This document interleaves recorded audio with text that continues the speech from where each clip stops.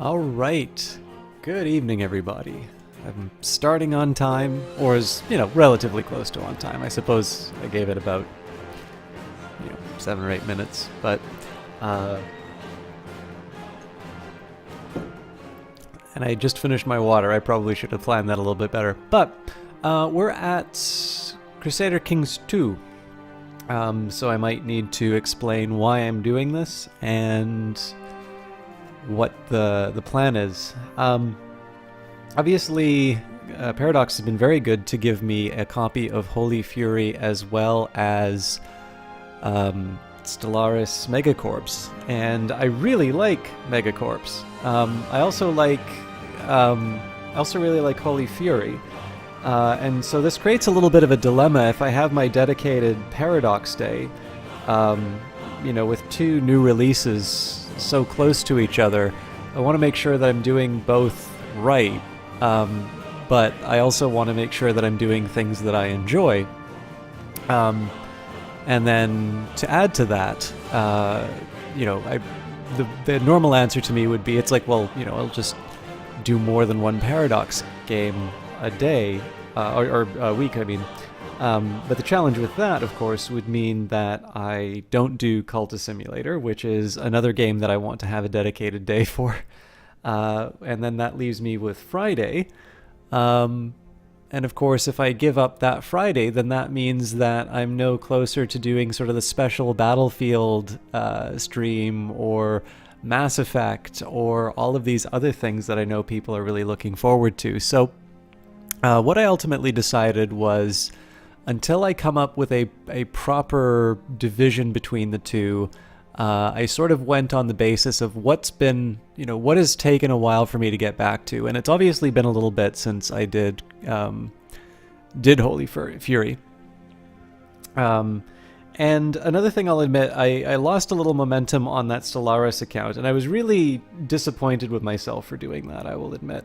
Part of it is the work thing, but I did also have somebody who originally was going to help me out with some stuff for that, and I was really enthusiastic about it, and I was specifically really enthusiastic about their enthusiasm for it. I definitely feed off of people really liking some of the ideas that I have, and unfortunately, I didn't get any follow-through, and I even talked to them about it, and I haven't seen anything yet.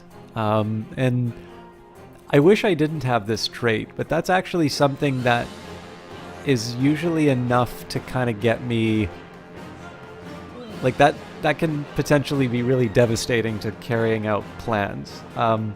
So I do want to go back to Stellaris, and I really do want to keep hammering on with this Rhizome Capital thing, but it was one where I had a lot of momentum, I had a lot of excitement, I had a bunch of stuff that I was getting ready to do for it, and then the follow-through wasn't there, and I am as responsible for that as the person that I mentioned. Obviously, I'm not going to, go by name, but I figured one way to sort of handle that is not to mope about it, but rather think about some ways that I can retool it to work for me alone. And so with that in mind, I was going to do some Crusader Kings 2 for tonight, and then hopefully over the next little while I'll come up with some clever ideas about how I can recapture some of that momentum with Stellaris. And very important news for those of you who only watch for the Monday streams, although it's going to take me a little bit to go in here. I can zoom in and out again, so today is a good day. Alright, so let's figure out where we are. I believe I joined the Satanists, so that's fun. I believe Charlemagne is still the king? Yeah, it's still King Carl. So let's try to get him to...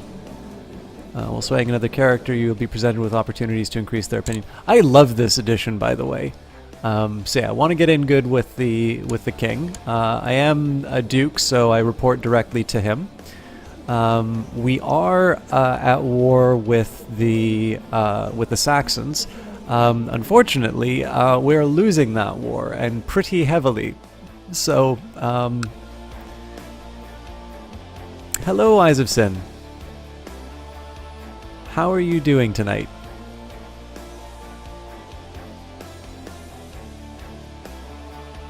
And Ego Akaran, good to see you as well. Where are we? So obviously I'm prepping for a future in which we've got a fairly emboldened set of Saxon allies. Oh yeah, one of the other games I was going to mention, I really want to get back to XCOM 2. Not too bad, grabbed tacos earlier today, that is wonderful news. Were they fish tacos or were they other tacos?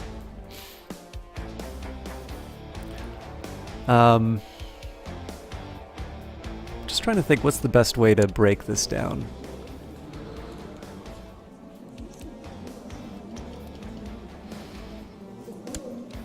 Okay.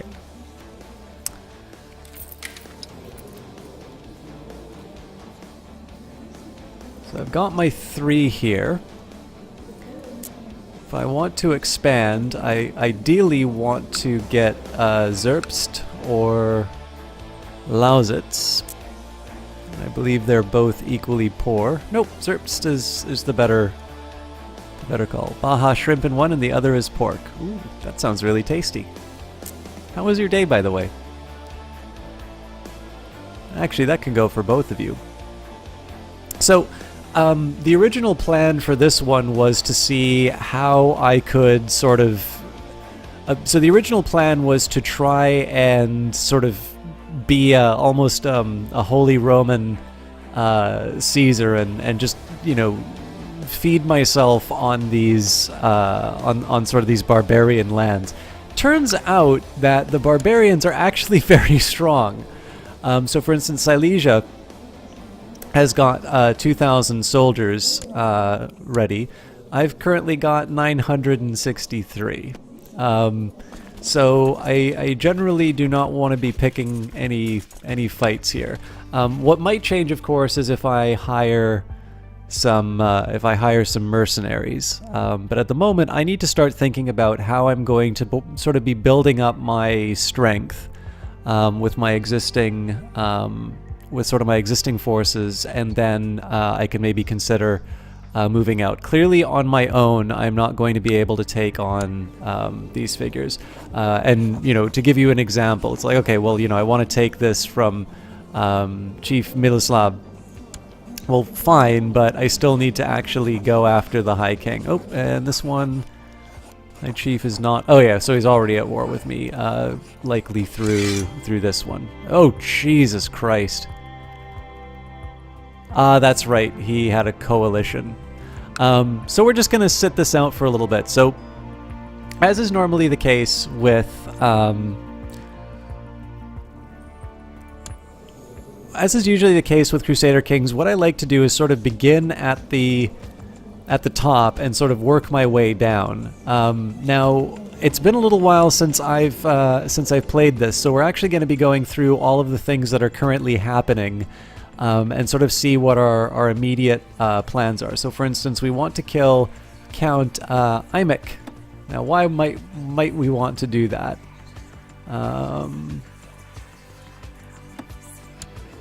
I think it was probably because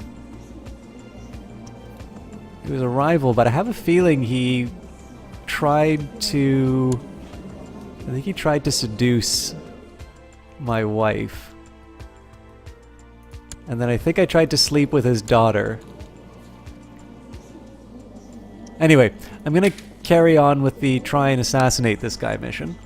And let's think a little bit about what our next expansion is going to be. So if we make the same mistake that King Carl did, there's 1,000 troops, and of course 2,500 that might be called on from an alliance.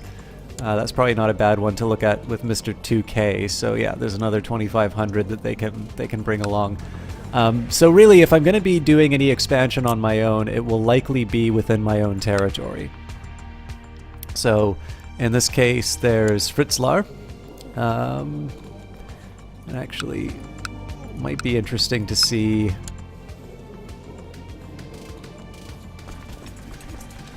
Yeah, so my neighbors are actually fairly strong.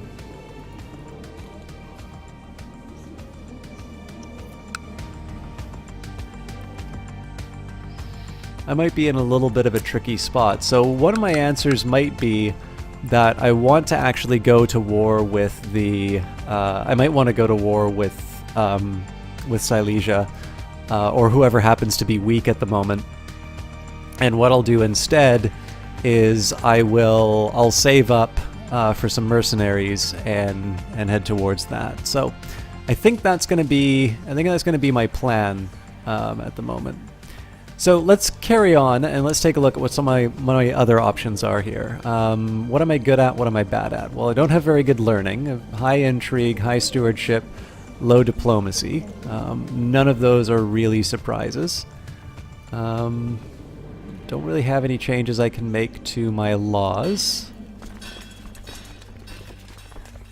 Yeah, so really the last thing that I want to consider here is improving my troop strength. There's a lot of people who dislike me. I'm trying to think why. I think I'll just have to live with what I've got at the moment. So, obviously, like I said, I'm taking a little bit of an effort. I'm taking a little bit of an effort to try and remember exactly where I'm going with everything and what I want to try and accomplish. But I think at this point here, I'm going to sort of make my effort to move my way up through the ranks. The next...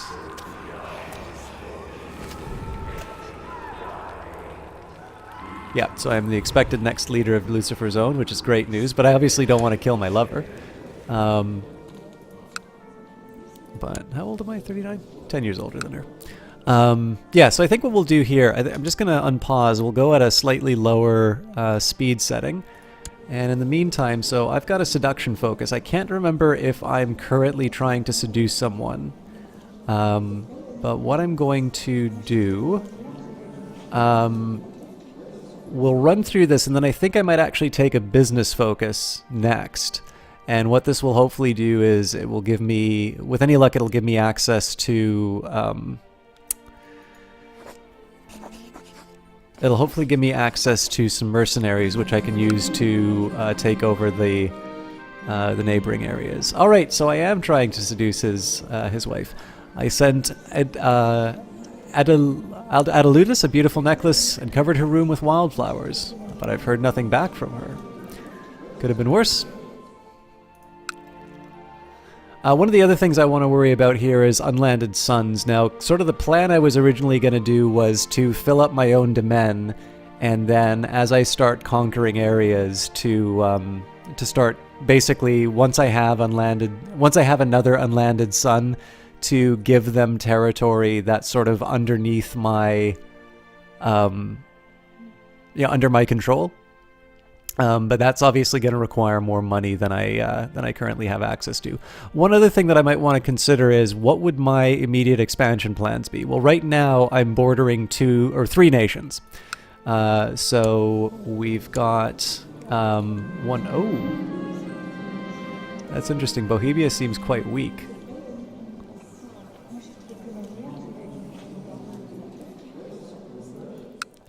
Perhaps it is time that I ask King Carl to spend some time with me. It's probably the fastest way for me to gain his trust. I will ask him. Conquest by rumor. Some carefully placed words where they can easily be overheard by notorious gossips can be more effective than a love letter. Countess Edelheiss must have gotten my message, for I found a lock of hair wrapped in silk with her personal seal in my chambers today. Haha, I shall have her. Now, one of the big challenges I have right now is that there's not really that great of a way for me to sort of conquer the barbarian lands through, through my my cleverness. My high intrigue is sort of wasted here, so.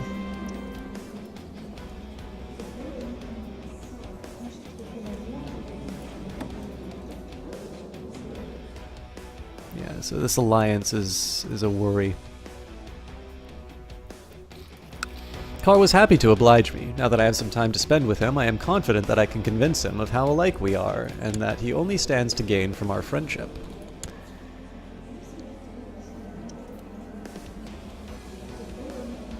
Right, he's mad at me because I requested a council position, so I'm gonna need to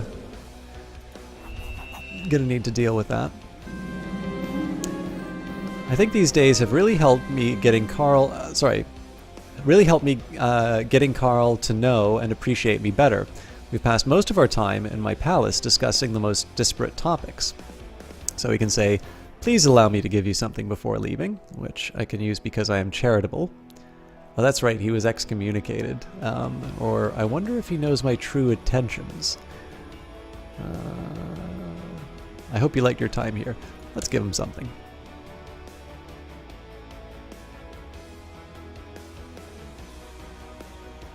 Carl Carling, a brilliant warrior as well as a great statesman. He established the Franks as undisputed masters of Gaul and led the army that defeated the Muslims in the Battle of Tours.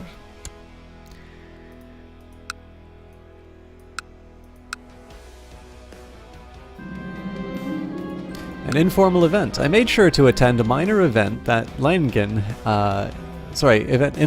in hopes of seducing Countess Adaluildis. But despite my best attempts, she remains unimpressed. I need more practice. And I think I'm going to speed things up a little bit, because right now I want this war to finish, and we'll think a little bit about what my next few moves are going to be. Disaster! Your fellow member of Lucifer's own, Countess Alberta de Sancare, has been caught by the court chaplain Pharamond and his warriors. They spared no time before they burned her at the stake. Curses. Alright. In this case, I'm going to... King Carl Westfrancia has created the title of... the Duchy of Upper Brittany. Not too important for me. What I am going to do instead is upgrade my levies. I sent her a beautiful necklace and covered her room with wildflowers, but I've heard nothing back since. Could have been worse. And looks like Wulgrin has now been clevered.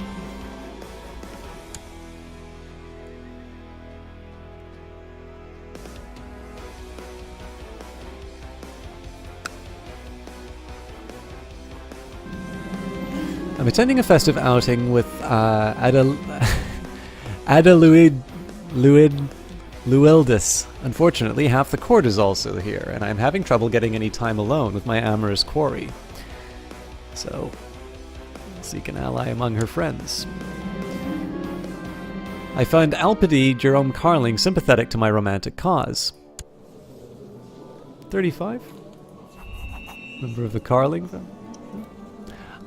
She and Adaluidis chanced upon me by a nearby stream, and the three of us had a great time. I can tell she is falling for me, for she barely noticed her friend leaving. I lean in to whisper to her ear. Quote love poetry. The response from Count Adaluidis of Affensburg wasn't quite what I expected. Apparently, I am to stay away forever. So be it.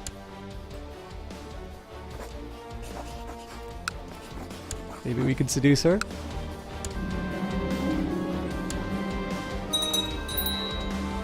Nope. So, somebody wants to kill Sybil. Oh, that's my wife. What are you doing, wife?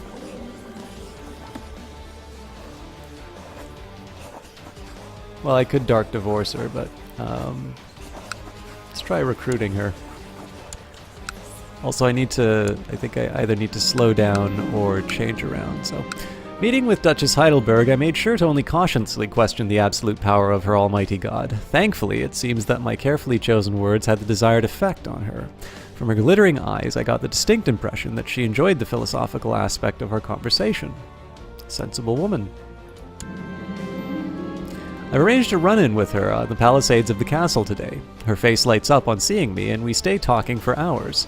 I offer her a protection spell in a leather pouch. Of course, I do not explain the content, yet she smiles, accepting the token. And she just needs one more little push. I get to administer the initiation ritual, right? When I proceed to reveal the brand on my lower arm, certain that the final hook would sink in, Heidelberg inhaled sharply, worrying me for a second. "You truly are a witch, then," she says, eager and relieved. "Can you help me cure my child?" she continues, eyes pleading. "Patience, sister. We will speak more soon." That's nice. It's a family thing. I sent Alpaid a beautiful necklace and covered her room with wildflowers. Today I found my bed full of wilted petals and a bent rusty nail on my pillow. She's feisty. I love a good challenge.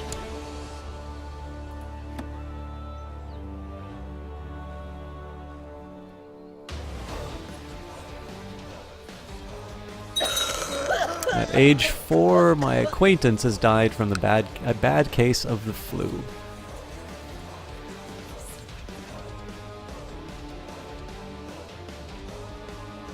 Trying to think if there's anything else that I can do here to pass the time, but I think going for just carrying on with the whole Satanism thing is enough.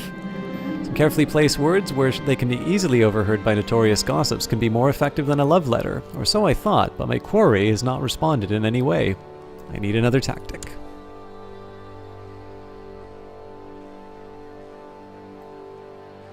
Now again, important thing here, I'm not going to do anything to help here. I'm really just waiting for this war to finish. The worry that I have, of course, is that these guys bleed into my territories in the edge, at which point, of course, they'll be doing damage to my own territory.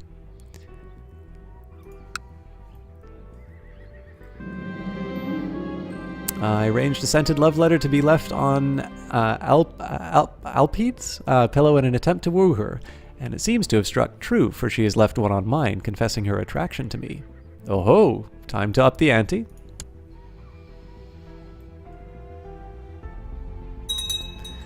West Frankian claim on Saxony Wars ended. King Carl of West Francia lost. So let's see what's happened here. He still has some troop strength.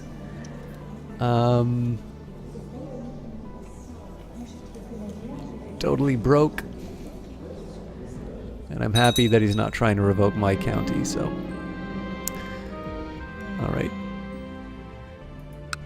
So they're taking on Marburg, but I'm not worried about that unless they move into my territory. Alright, another scented love letter. Let's up the ante again.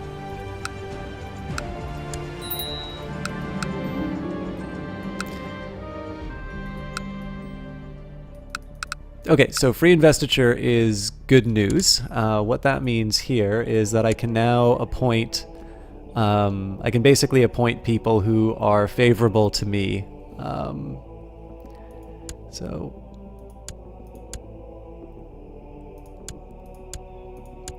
I really only have 3 who are able. I mean, one of the things that you can think about here, right, is that I could just put the same guy in each.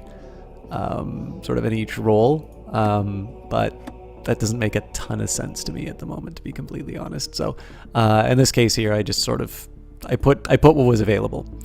Now I can request another council position. Probably not exactly the time. I'll maybe wait until I'm a little bit better acquainted. Thank you very much for the host, Captain Shield. I hope you're doing well tonight.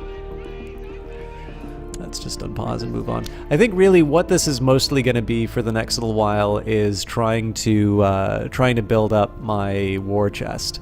So if I want to go after Saxony, I'm going to need 2,000 troops. If I want to go against Silesia, I need 1,500 troops. If I want to go after Bohemia, I'm going to need... Actually, this is the one with potential. So if I were to do a border dispute, this would cost me quite a bit in terms of piety and gold. If I did a holy war, the real problem here would be Slavic rulers might come along. So anyways, my lover Sybil wants me to join her for a lark over in Meissen. There is a turbulent Volov there who has been antagonizing Lucifer's own for quite some time. It is time to teach that arrogant fools a lesson in manners. Time to dust off my acting skills. So we'll see how this turns out before we do anything else. I'm doing all right, Captain Shield. I did a little bit of an explanation in terms of where Stellaris and Crusader Kings are sitting. I want to try and balance the two better, but I don't know. I do need to recharge on Stellaris, and like I said, it's one of these things that I wish I wouldn't get so discouraged by things like this. But you know, I in the absence of being able to do that, I at least want to be able to, acknowledge it and move on. By the way, I did forget, tomorrow, if you guys liked The Elder Scrolls, there is going to be another episode, a brand new one, tomorrow at 7. So, we found the zealous Volov in Meissen, praying in seclusion. Sybil snuck up from behind and gave the fool a hard kick in the head. As I gave devotion to Astaroth, Sybil proceeded to relieve herself on the comatose preacher, and then the butchery commenced. So we can tour the countryside masquerading as the Volov, or host a decadent feast in the idiot's name, so we can discredit the local clergy with a party that will live in infamy, or with baggy clothes and enough grime on our face, one of us can probably manage. Oh no, we'll hold a decadent feast. Alright, so I have... what? Economic advances, or... that's right. I need to figure out what I want to do here. So town infrastructure will probably be pretty good for... okay, let's start with castle infrastructure, because that's personal for me. Sybil and I staged a lavish feast in the abode of the dead priest, taking care only to invite dignitaries who weren't too well acquainted. The guests were shocked at the dancers, the half-naked musicians, and the heady smoke from exotic incense. But when we brought in the prostitutes, half the guests stood up and left, and the other half were delighted. What will people think of your servants now, Perun? So in this case, -1 moral authority. This is actually great because this is in a foreign land. Apparently I become, friend. Oh yeah, I become friends because he's, become friends because he is a hedonist, and I gain 100 dark power.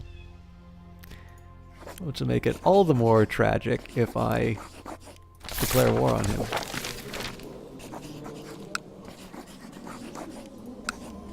So I'm going to think a little bit about the next step here, so...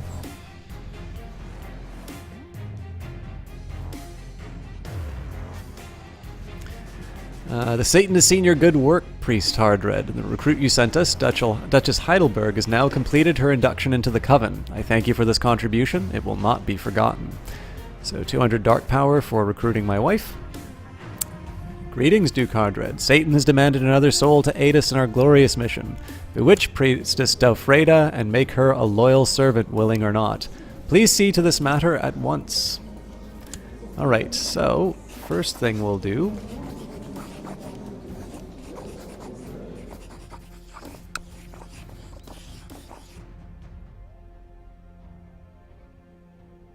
So I can just straight up imprison her, but the problem here is that I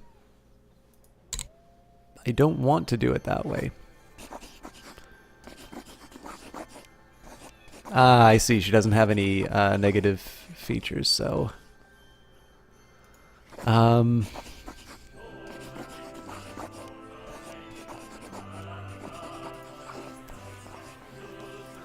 I know there's only specific ways that I can accomplish this, so...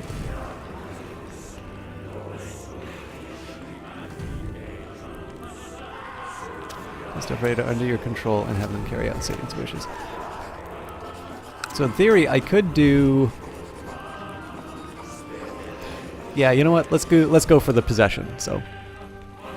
Yes, I do have my new mouse, Captain Shield. Thanks for asking. Conquest by rumor. Some carefully placed words, where they can be easily overheard by notorious gossips, can be more effective than a love letter.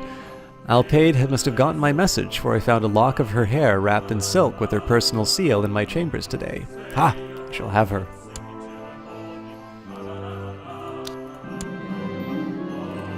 In the middle of the night, I seclude myself in the room that I have meticulously prepared for tonight's black magic. With every step of the ritual completed, the air of the room grows more and more oppressing, until finally I sense that I am about to unleash a being of terrible power upon my unsuspecting foe. Do it!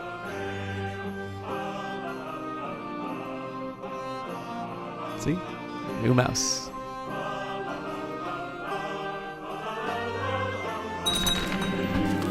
Oh! Carl Carling has had the Reichskrone added to their treasury. Dig Theodicus of Spoleto has usurped the county of Ancona from, right? The coronation of Charlemagne, having taken the reins of power without fear, defeated his enemies, and ruled the Frankish, where are we? Frankish realm successfully. Karl the Great was finally crowned emperor on the 9th of May, 780. He stood still as a statue and cold as ice before the throne as the crown of the Holy Roman Empire was solemnly placed on his head. True heir to his father Pepin, descendant of Karl the Hammer, leader of men and master of war, he was claiming his exalted place in history. He looked out across the gathered lords and priests, his eyes fixed on something beyond this triumphant moment.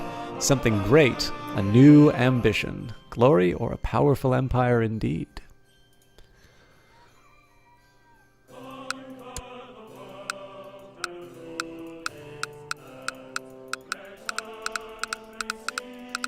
Not exactly the thing you would normally expect to happen after defeat at the hand of the Saxons, but good for him. I always knew he had it in him. The ritual was a resounding success. Princess Stofreda seems to have taken quite a liking to me and is now far more amenable to my suggestions. The unfortunate side effect is that she has become quite obviously insane. So I've completed the demonic possession, I've gained 200 dark power, and her opinion of me has changed by 50. Exactly as planned. I'm attending a festive outing with Alpaid. Unfortunately, half the court is also here, and I am having trouble getting any time alone with my amorous quarry. So, leave her a note to meet me by the stream.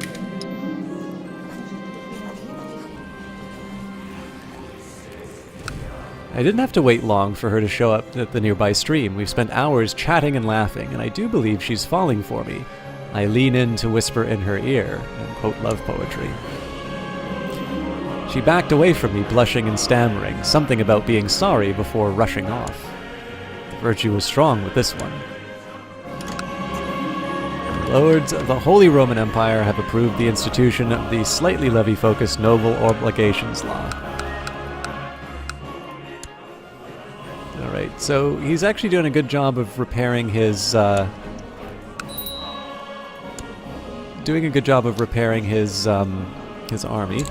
Alright, so this is a daughter, so we'll probably... Oh, and actually she's already betrothed, but in this case we will teach etiquette.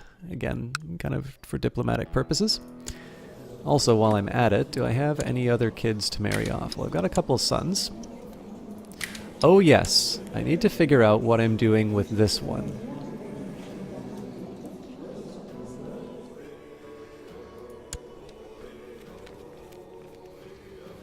Because he will become independent. But I don't believe I'm able to... So I could do Tainted Touch and use black magic to taint his health. This will cause severe discomfort and even death. It'll cost me 500 dark power. Now the problem is that I might be giving up the ability to become the head of Lucifer's Own, but I think in this case it's worth it. I'm going to Dark Touch my own son, because the alternative here would be... Yeah, there really is no other answer. So, do it! I'm attending a festive outing with my target. Unfortunately, half the court is also here. Let's meet by the stream.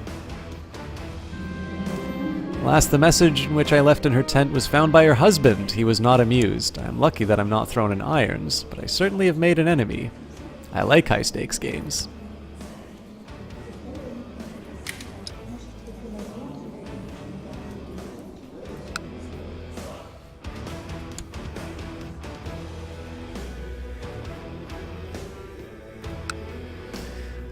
Alright, is there anything fancy that we can do here? So it looks like somebody's trying to overthrow King Carl.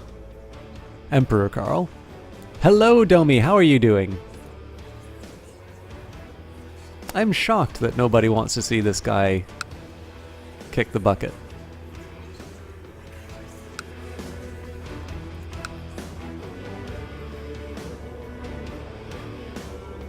Look at that fancy logo. Oh man. Looks like the Pope's been doing a pretty good job of chopping up the Holy Roman Empire. I'm attending a festive outing with her. Unfortunately, half the court is also here. Let's meet by the stream again.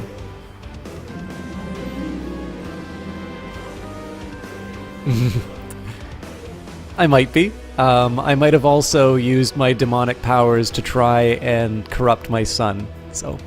I didn't have to wait long for her to show up at the nearby stream. We've spent hours chatting and laughing, and I do believe that she is falling for me. I lean in to whisper in her ear and make a lewd suggestion.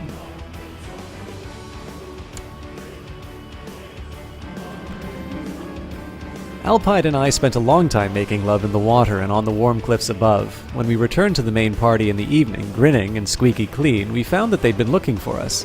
Attendants came rushing, and more than a few eyebrows were raised in speculation. So, Vindi Vedi Vici, or let our love grow. In this particular case, especially because this guy hates me for seducing his spouse, I'm definitely going to keep her in the Rolodex. Besides, she's a Carling. I mean, it's good bloodline. How about my son? Have we corrupted him yet? Oh, he's got a fever. We might be able to still make this happen.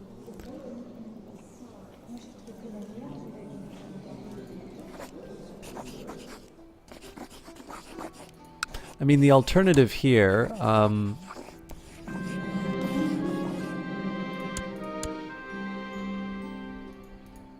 it should be a betrothal.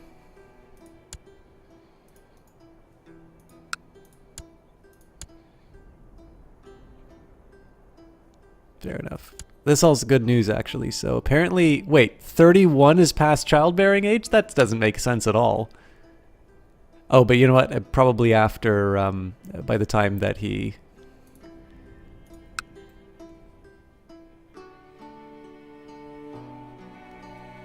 You're the kind of guy who likes having sex with your daughter-in-law, right? No matter who you play, CK2 seems to want you to do that. How you doing, writer David H? I'm just trying to think of who I've seduced. I mean, I've got my wife to join the Satanists. Oh, hang on. Yeah, no, that was my daughter-in-law. My bad. I totally wasn't paying attention. Yeah, no, I'm totally gonna keep doing this. The last time I did this, the son actually, or the bastard that I sired and legitimized wound up killing my heir and inheriting the kingdom. So I actually have I'm following in the footsteps of greatness here. I didn't even realize it was my son. Oh, it's wonderful, isn't it, Domi? Bernard of the Holy Roman Revolt has refused the revocation of the Prince Archbishopric of Lower Lorraine requested by Karl the Great. How the hell did he get an army that big? That does not make any sense.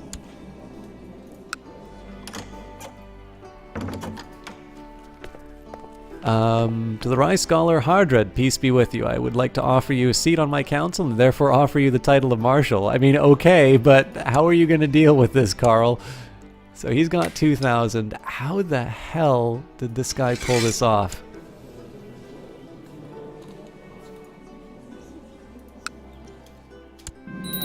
Duke Hardred the Lame fulfilled the ambition to become a councillor. Good news here. Let's figure out what other... So we can create a treasury and gain 3 artifacts of quality 2. We can try to become exalted among men. We can try to become the king of Pomerania. Oh yeah, that reminds me. What do we need for Pomerania?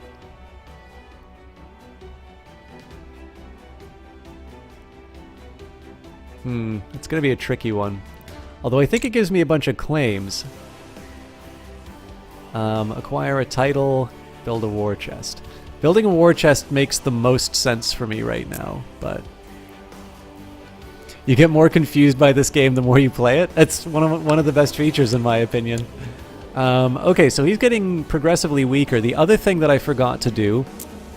Okay, it's all Slavs. That's going to be a problem if I do a holy war, because I have a feeling that they're going to get their act together and crush me.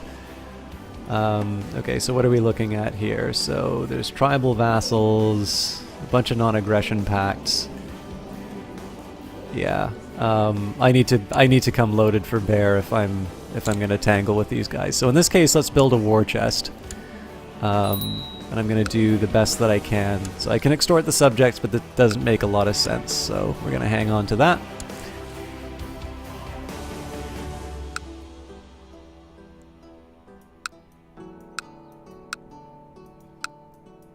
I actually kind of like the idea of Charlemagne remaining the emperor. So what I'm going to try and do here, against my better judgment, I'm going to switch my assassination plot. We'll see if we can buy Karl a little bit of time.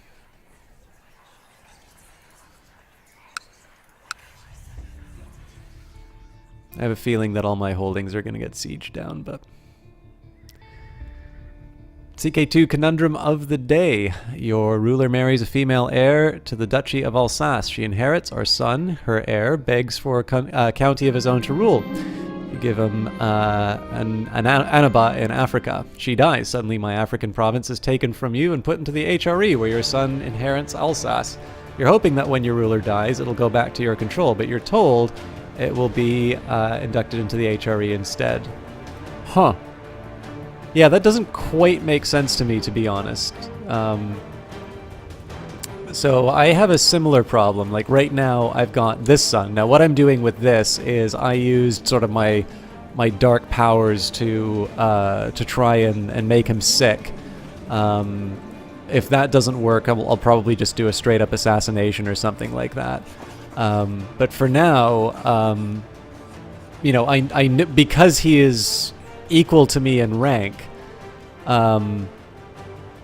I know I just need to live with the fact that, you know, there's this other duchy which I can possibly get into the family, but clearly, you know, I'm gonna struggle with it. But I've got a pretty easy answer to that, which is to basically just try and off him. Perhaps it could help me increase Emperor Karl's opinion of me if I sent him a gift as a show of friendship and good faith.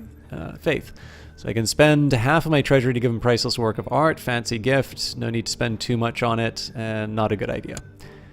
I don't want to invest in a friendship which probably is going to be crushed by... I have no idea how this rebellion became so strong. I think it should be the other way around, like...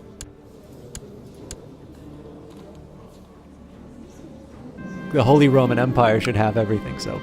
Praise be to Satan, my black magic has borne fruit. News has reached me that the vile tadpole, Duke Imek's recent illness. He is suffering from consumption, and I doubt that he will last very long. May demons dance on his grave. You only have the Sword of Islam. You went broke with getting the EU4 DLC. That makes sense. I mean, the biggest thing that I always found personally about Crusader Kings 2, and the thing that made me really enjoy learning the game, was I picked things up as time went by, and I kind of bought things as I kind of, as, you know, as the sales came up, but also as things interested me. So I really like, you know, republics.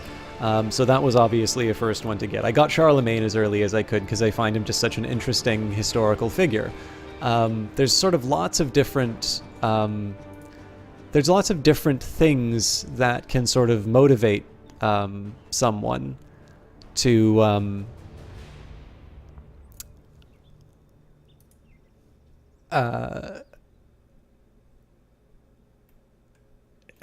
like, basically for me, it's cool to own everything all at once, but there's sometimes this way of sort of learning the individual pieces as you go on, while you, like, as you buy the individual things, and it kind of keeps your budget in check. So as a fairly good example for my own case, I really like Europa Universalis 4, but I'm now 2 DLC behind. I don't have Dharma, and I don't have... what is it? Golden Century. And that's not for dislike of them. It's just, you know, I've been focusing a lot on Stellaris and Crusader Kings 2 lately, so I'm working with what I've got here. Who else do we have? We've got my son's 5. You're doing this to a 5-year-old? Absolutely. I would have done it myself, but I need to use dark powers. Is it hard to let a child die in 780? Probably not. Where else were we? Hey, Lazy Bear, good to see you too. When the sale happens at the end of the month, you're hoping to get the Old Gods and Charlemagne. Those are really smart ones to get because they obviously give you the longest timeline to play with. And I mean, I know, so especially in terms of streaming, a lot of people like to say it's like, it's not very interesting to watch another Holy Roman Empire playthrough. I kind of find them worthwhile personally. But even if you don't have a taste for them, I do think that the Charlemagne event is interesting on its own.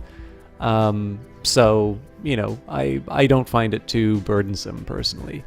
But yeah, I'm everything but Sunset Invasion and the Ruler Designer for Crusader Kings, everything for Stellaris, quite literally everything for Stellaris.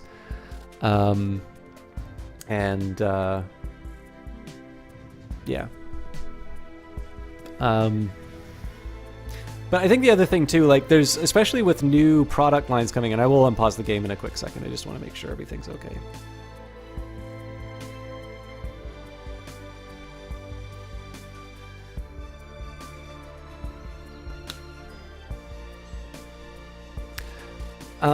You know, so there's Crusader Kings 2, EU 4, and Hearts of Iron 4, which are going to be your main sources of new DLC.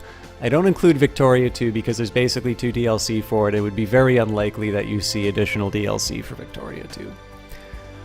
Then, of course, you add Stellaris, and if you like all the Paradox games, that's an additional game with new DLC coming out for you to spend money on. And I'm not even including the ones that they just published, like Surviving Mars or City Skylines.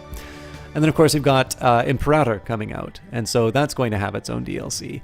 And I would debate that you don't actually need to own every single game, and more importantly, you probably don't need to own all the DLC for every single game, because there's only so much time, and obviously it takes a lot of time to get through one of these. But it's really easy to spend a lot of money on this if you keep buying everything when it first comes out. So I've definitely always felt that it doesn't just help in terms of learning the game, but it also just kind of helps keep you sane if you focus, especially if you're getting into a new game, if you just focus on the things that, you know, make you, or kind of tickle your fancy the most. So I have some friends who would love the Sword of Islam, and I know I've got some friends who would never play any of the counties that become unlocked that way, but they'd be fascinated by something like Horse Lords. So it's always a personal decision, and I always find the wiki very helpful for identifying those features. There were a couple of other things that we were getting. Took you 2 years to get all the EU4 DLC, and you just have a very small gaming budget. Well, this is just it. Like, you know, these games always get a free patch with each DLC that comes out. I don't think there's a rule saying that people need to have all of the latest features. It's obviously really cool to get them, but I mean, if you want to play Europa Universalis as it was first released, you can do that. You know, it's kind of Paradox's job to bring a sense of want into the player base, because obviously they're not able to be a going concern if they don't do that. But obviously I like to think that these things are affordable to everyone, especially if you have people that you play multiplayer with, because obviously if somebody really is a fanatic about them and they've got the budget, you can still enjoy the experience with them, and they can maybe let you try out some of the DLC before you buy it. So what else do we have? You still haven't got the newest DLC for Stellaris. You got stuff. Oh, I'm sorry to hear that, Lazy Bear. I hope whatever animal you were tending to got through it. I didn't know it was a cat, so... Oh, sorry, you did say cat. My apologies. My last act of worship has been some time ago. I still sense the inhuman touch upon my soul whenever I think about what I did. I have become a changed man, and so I've also become possessed. Good news is that I get a bonus to my personal combat skill, but my attraction is even lower, so a tainted soul is but a small price to pay.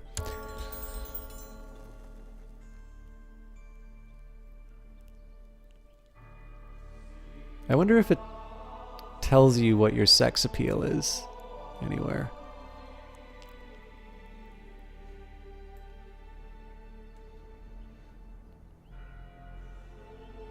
You can, Writer David. I just think that in my opinion, it is better to I think it's better to follow your interests than chronological order, because I think even Paradox would tell you that not every DLC that has been released is as good as the others. So a couple of good examples. The ones that I've enjoyed the most are the ones that are probably the least popular amongst the player base, at least when they were first released. I liked the changes that Conclave brought in a lot. Most people did not like it, especially they didn't like the introduction of the Shattered Retreat. And then I also thought Way of Life was a really nice, very affordable, but a meaningful update. I thought Way of Life was a really good DLC as well. And again, clearly I'm in the minority on that. But the nice thing is that just because I have one view or one one particular take on on a game, and other people disagree, obviously it's not for like I would never want to. Oh, thank you for the follow, Writer David H. Obviously, my enjoyment of a less popular DLC is, it doesn't force anybody else to experience it. It doesn't make the game any worse. So, oh, I'm sorry, Lazy Bear. So your buddy for 12 years even had his own bed on your computer desk because he always wanted to lay on your hand, which made gaming hard. Yeah, I'm really sorry to hear that. Okay, lessons. Let's make you a scrapper.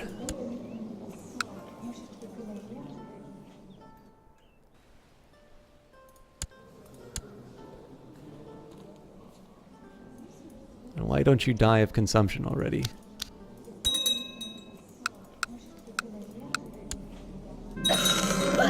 Nope. At age 31, your friend Sybil, not just a friend, has died of severe stress. For many years of my life, it's been spent dedicated to Lucifer's own, performing missions and tasks in the interests of the Order and its High Priest. Today, all that effort has been rewarded, as I have become the new High Priest. My fellows now look to me for leadership and guidance. And leadership and guidance I shall provide. You're thinking of streaming EU4, so you wanted everything just in case. You find OBS a pain to use, and you've been avoiding learning it. So the good news for you, Writer David, is, and by the way, if you do want to stream, I highly recommend that you just go for it.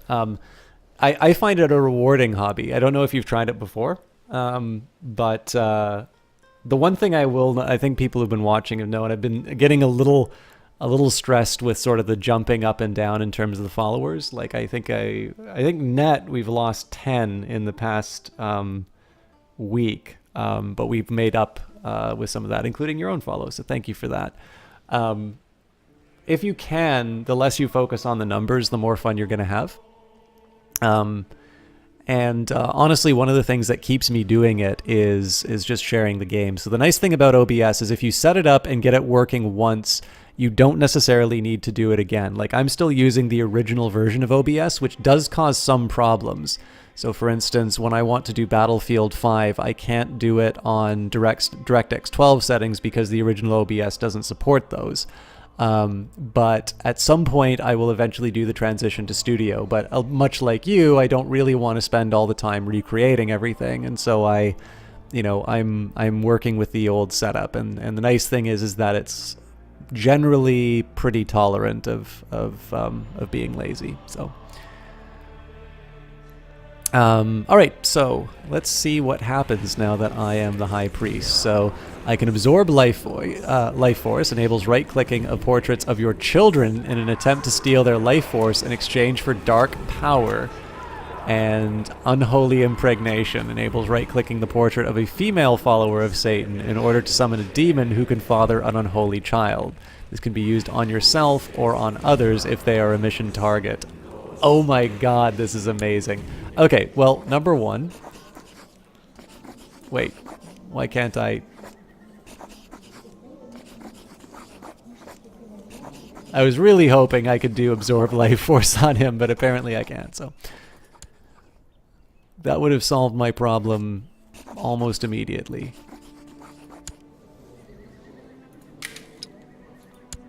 And I don't know if it's because he's sick or because he's, or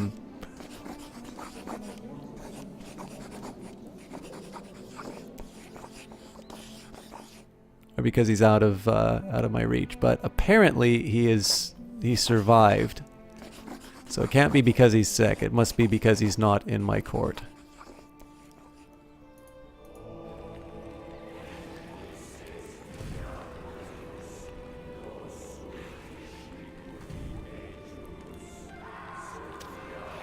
You set up OBS once, however, it took you a long time, and you didn't have to do more than start. Yeah, that's totally fair. Obviously, the other thing I'll say too, there is paid software that you can get, which will simplify it as well. It's just the question is whether or not you want to pay money, especially if you've got a gaming budget. Obviously, you want more of that to go towards games rather than software for streaming games. So I think a little time with OBS, and I'm sure there's some people inside of chat would be happy to help you out if/when you're ready to stream, but feel free to let us know inside here if you want. Obviously, I'm making an assumption that you'll be back, but if you want to let us know when you start streaming, I'm sure there'll be some people inside here who want to know. I love Domi's reactions to all of this. You still can't get over the fact that your character was slow to catch on to the fact that Sybil liked him. Was I subtle to the fact? I thought I picked up. I thought I picked that up pretty quickly. Speaking of which, we need to seduce someone. So he doesn't have a wife.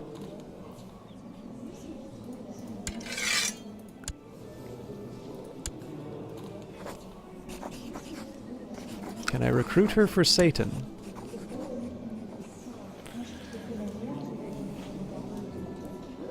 We didn't successfully recruit,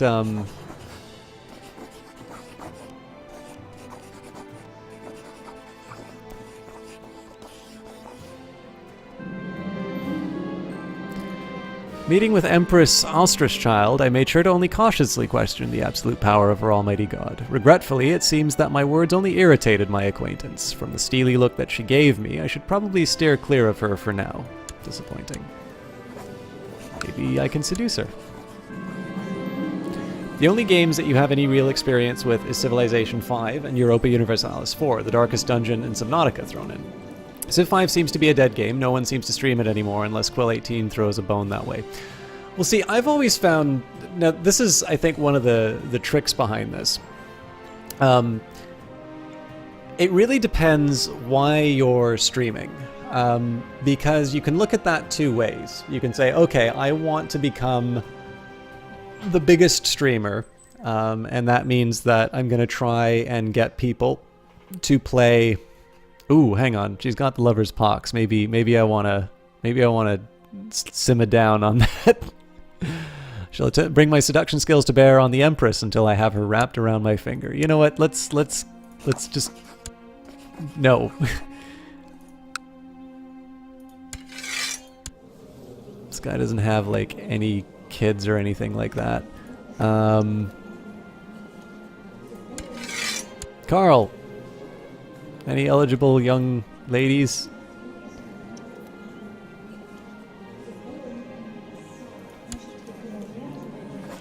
You'll do.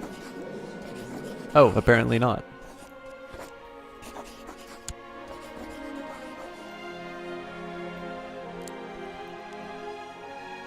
Did you hear it right? You can get a woman pregnant with a demon.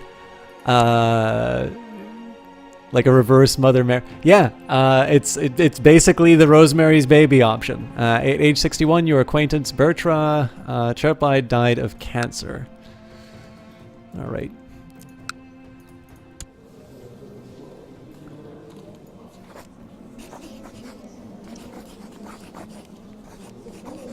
So I gotta find a way of getting rid of this kid.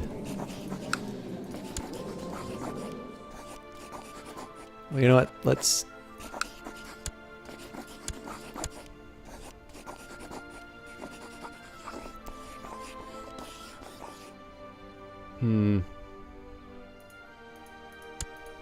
I would rather it be...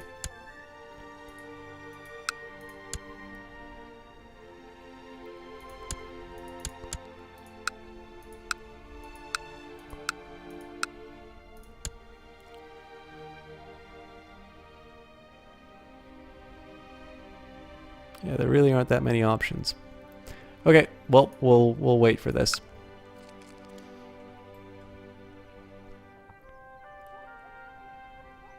Please do and make that baby your heir. That may happen, Domi.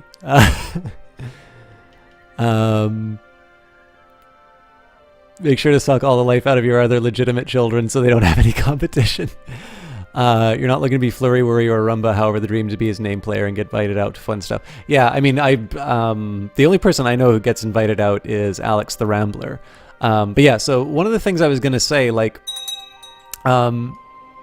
there's two ways you can look at this, which is, you know, I'm going to play the stuff for which people, like, there's already an existing audience. So for instance, you know, I like Fortnite, I want to play Fortnite, and I'm going to get, you know, I'm going to be a Fortnite streamer and, you know, go into that arena. Now that's fine, but obviously there are a lot of Fortnite streams, and so it's sometimes very difficult to stand out.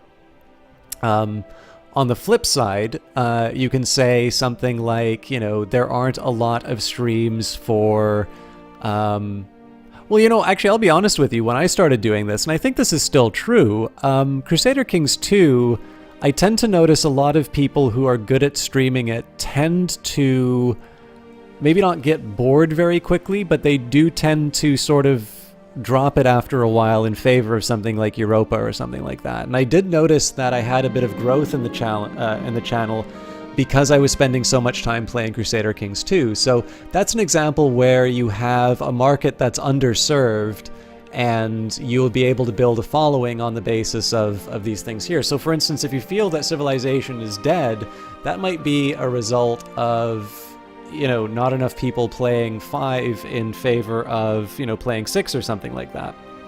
And so you can actually make a nice little niche for yourself from which you can build your audience.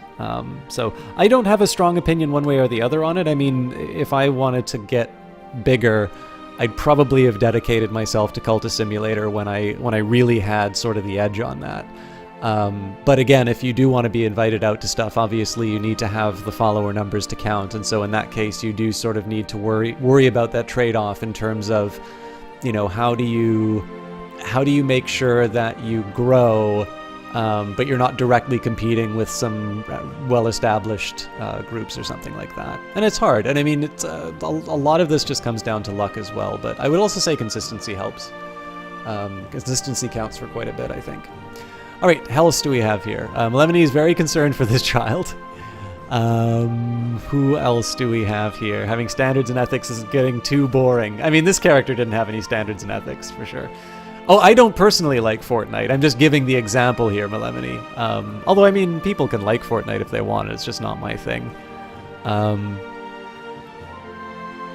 What else? What do I work with?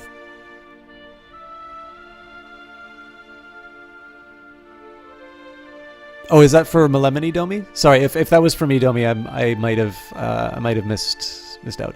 I think inviting Emperor Carl to an activity that we can do together would help us grow closer, but I'm not entirely sure what kind of activity I could suggest. Got this cute little bar that we can go to and a nice little leather outfit. Festival in Maresburg, a hunt, and a banquet. Yeah, we'll do a hunt. Actually, hang on. Stewardship, martial, or intrigue. You know what, we'll do martial. I'd like to do a banquet, but my diplomacy is pretty deplorable, so.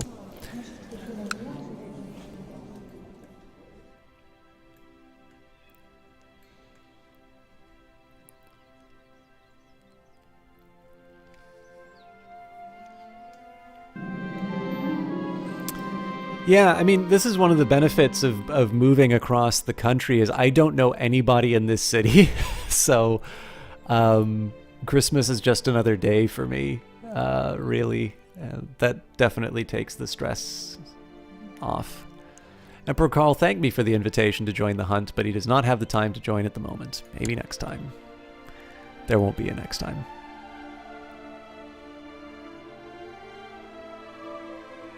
I'm still utterly flabbergasted at how Bernard managed to pull this off.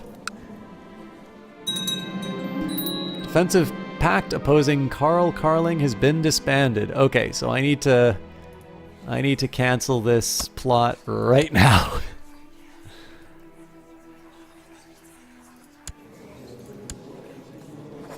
So, Emperor Remigius of the Holy Roman Empire, and it looks like his wife is one of us, but he's pretty zealous. So, we'll try and get on this guy's good side. I mean, if I wanted, my forces are about as strong as his. So if I really wanted to try and force the issue, I could probably sort of declare my independence, but that would not be a good idea. What DLC gives you Satan? So this came from Monks and Mystics. Lucifer's Own was kind of the one feature that everybody complained about. But that one introduced... So what that introduced inside here was the idea of societies. Now mechanically, essentially what this thing did was it gave you something to do while you were waiting for other events to go on. And I mean, if you think, the Middle Ages, you've got church, you've got work, and then you can go and join these clubs. So the clubs in this are the Benedictine Order, the Dominican Order, the Hermetic Society, which has an intelligence requirement, the Assassins, which I do believe has a I do believe you have to be... Yes, you do need to be Shia. Lucifer's Own, basically, as long as you have some level of sin, you're good to go. And then these warrior lodges, the Wolf Warriors, the Eagle Warriors, and the Champions of Perun, these were added in Holy Fury. But yeah, that's a Monks and Mystics feature for sure.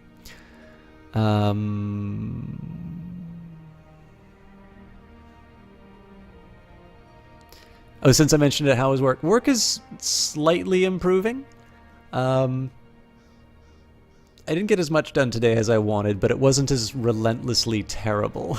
So, the war against the tyranny of the Emperor Karl the Great has ended. Emperor Karl of the Holy Roman Empire lost. I am mildly curious what happened to him. So Karl the Great does not have any land. He just has claims to... Oh, and he still has the imperial crown of the Holy Roman Empire. He kept the crown, he just doesn't have anything else. I'll get you next time, Gadget. Next time. The Emperor has passed away. I can only hope he remembered me fondly in his last moments. So who's the new Emperor?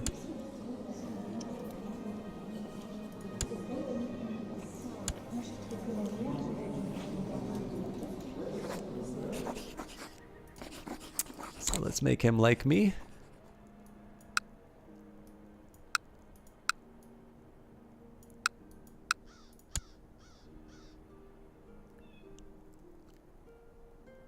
What DLC gives you a personality to stream with? That develops over time, but what... Okay, so on the odd chance that somebody... Okay, it's always hard to say this sort of thing, because obviously I have just recently gotten over 2,000 followers. I'm lucky to get double digits in terms of views anymore.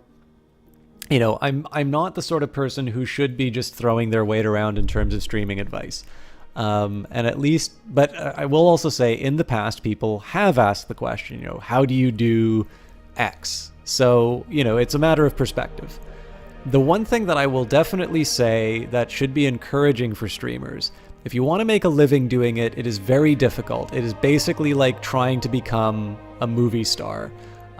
There are some people who do it. There are some people who do it and they make a great living for it. But for every person who's making it and making a living, there are a larger number of people who are just scraping by. And then there are orders of magnitude more people who are simply not covering their costs trying to make it. And that's sometimes one of the things that do that. Hey, little neutrino, long time no see. But what I can say is that the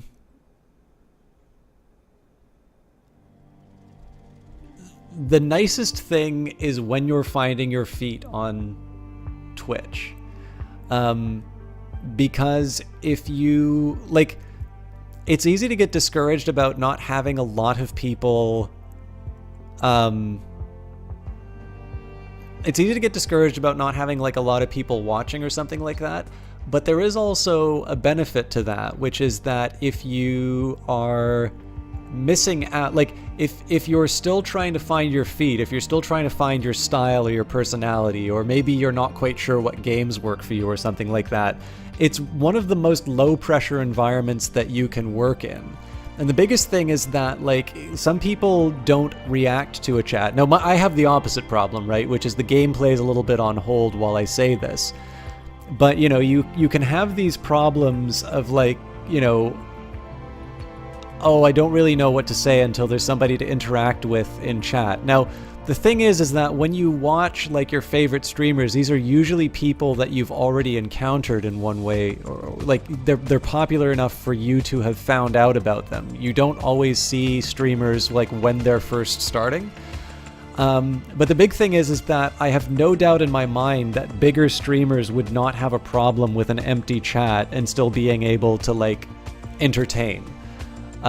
So if you find that you're struggling trying to come up with something to say when there's nobody to react to, one of the things about starting off in a stream with nobody watching is that you actually get an opportunity to develop that, to learn that. And it's something that some people find very straightforward to learn, and it's some people that big streamers do. I know somebody who's a partnered streamer who actually has trouble finding things to say on stream. They just happen to be really good in other ways.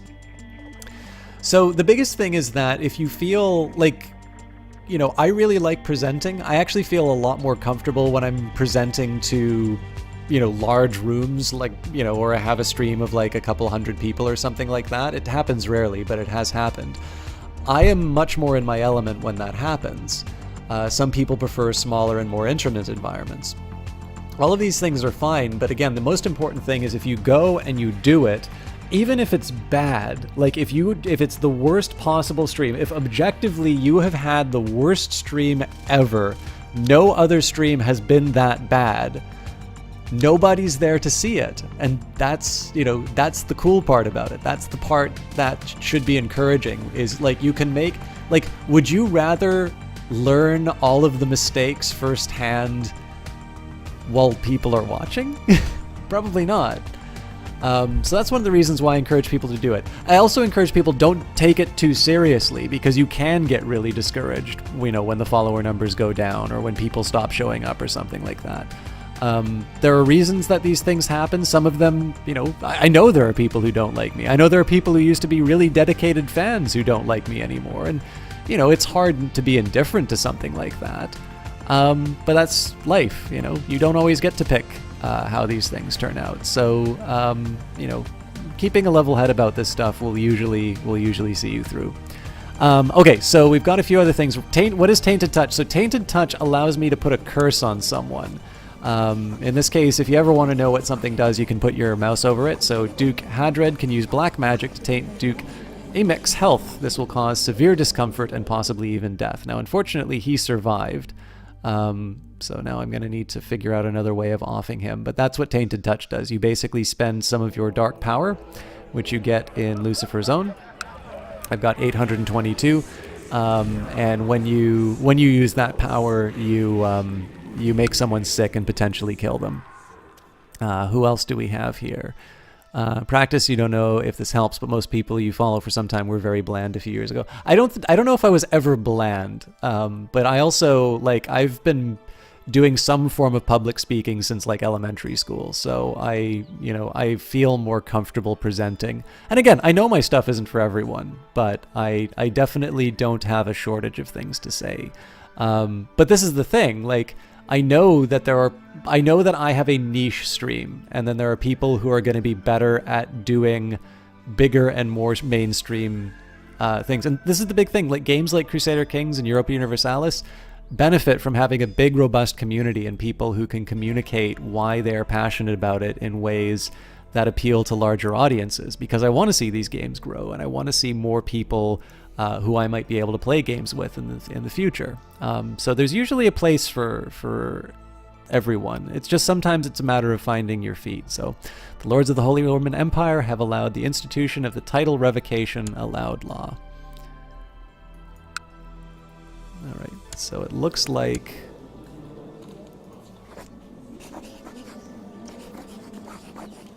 I need to find a way of getting rid of this kid.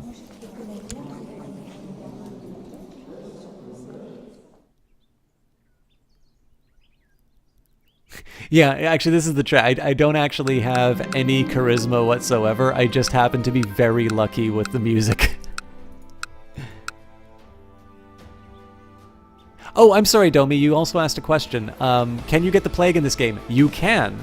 There was actually the Reaper's Due added a whole series of plague mechanics as well. So there was disease in the game before, but they really developed it in Reaper's Due. So looks like there was usurpation. I'm not quite sure why it's telling me that, though.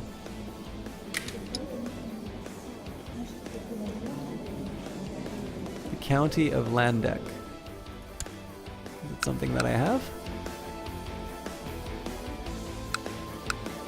Alright, so if you go to the Epidemics tab, right, so nothing in the deserts, but in the Holy Land, they've been hit by slow fever. In the Byzantine Empire, there's consumption and measles, specifically measles in Constantinople. And out of China, more slow fever. And if you want, you can actually do what brave rulers do, and you can shut the gates and hide with your courtiers.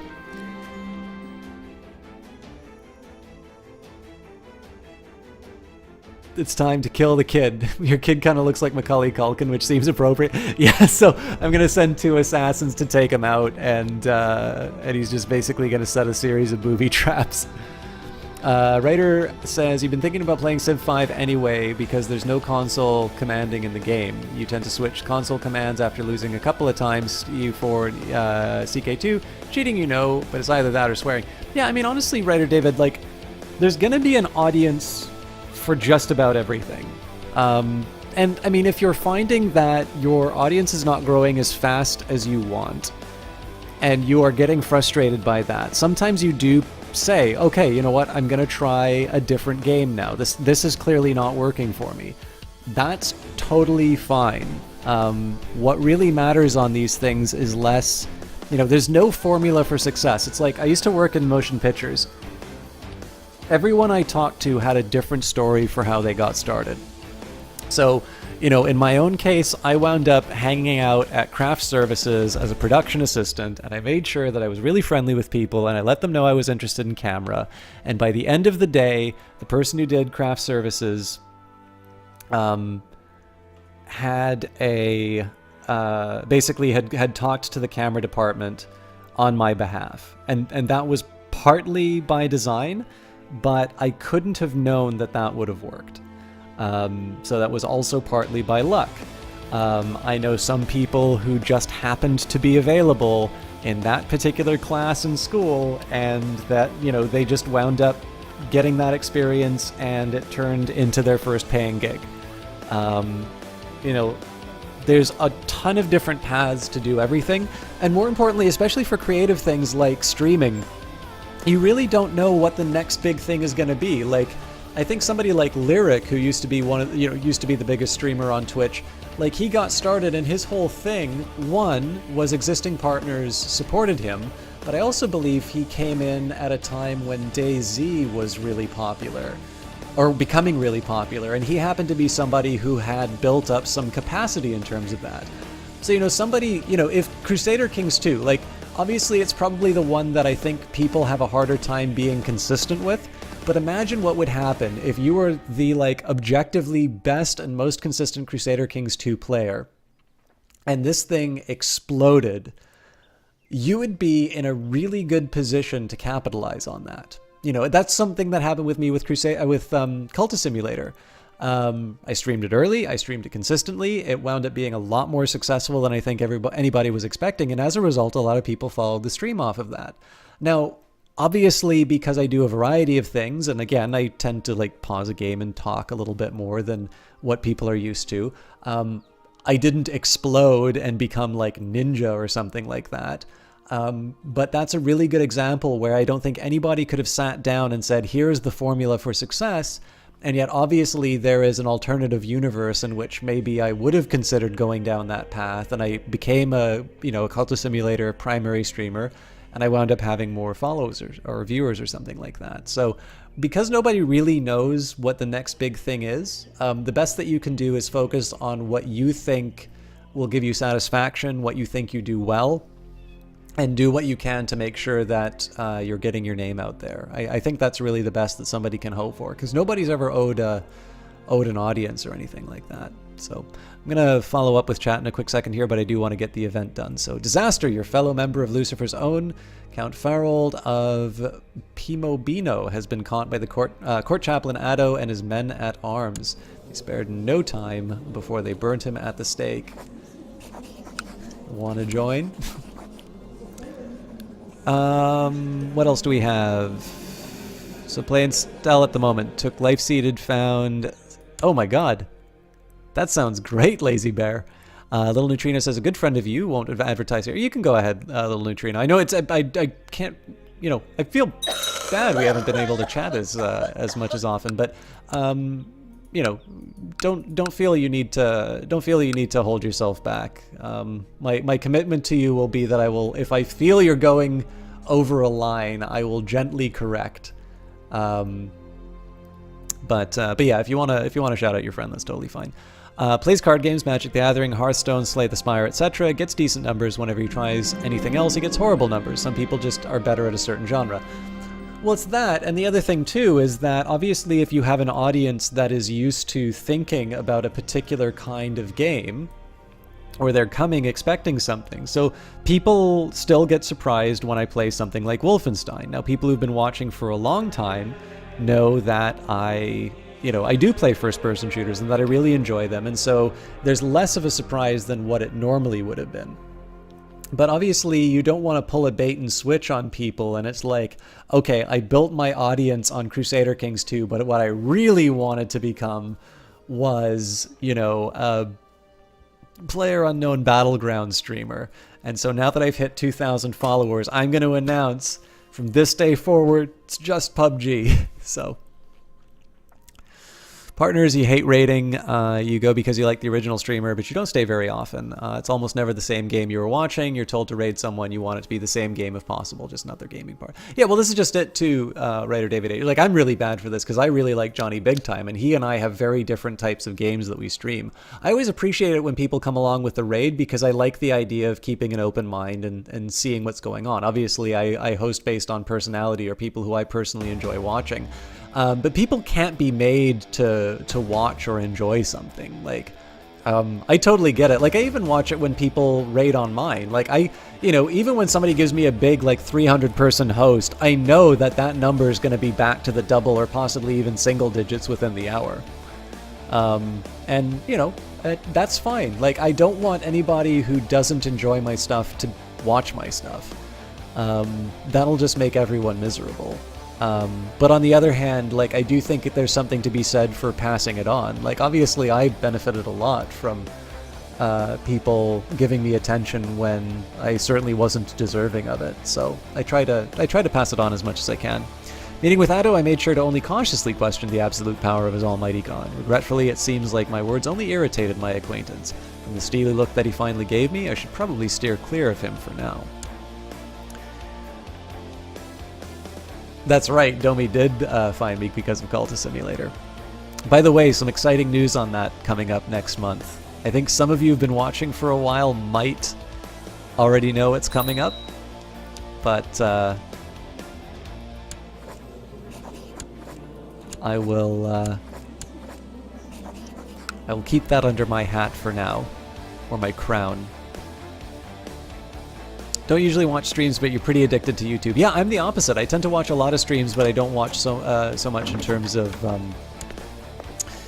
YouTube. But again, variety is nice.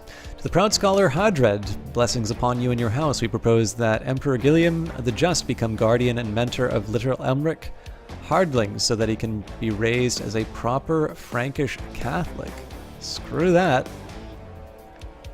You don't watch other games because it depresses you. You get sad and depressed because of your financial situation. If you enjoy the new game, it just makes it worse.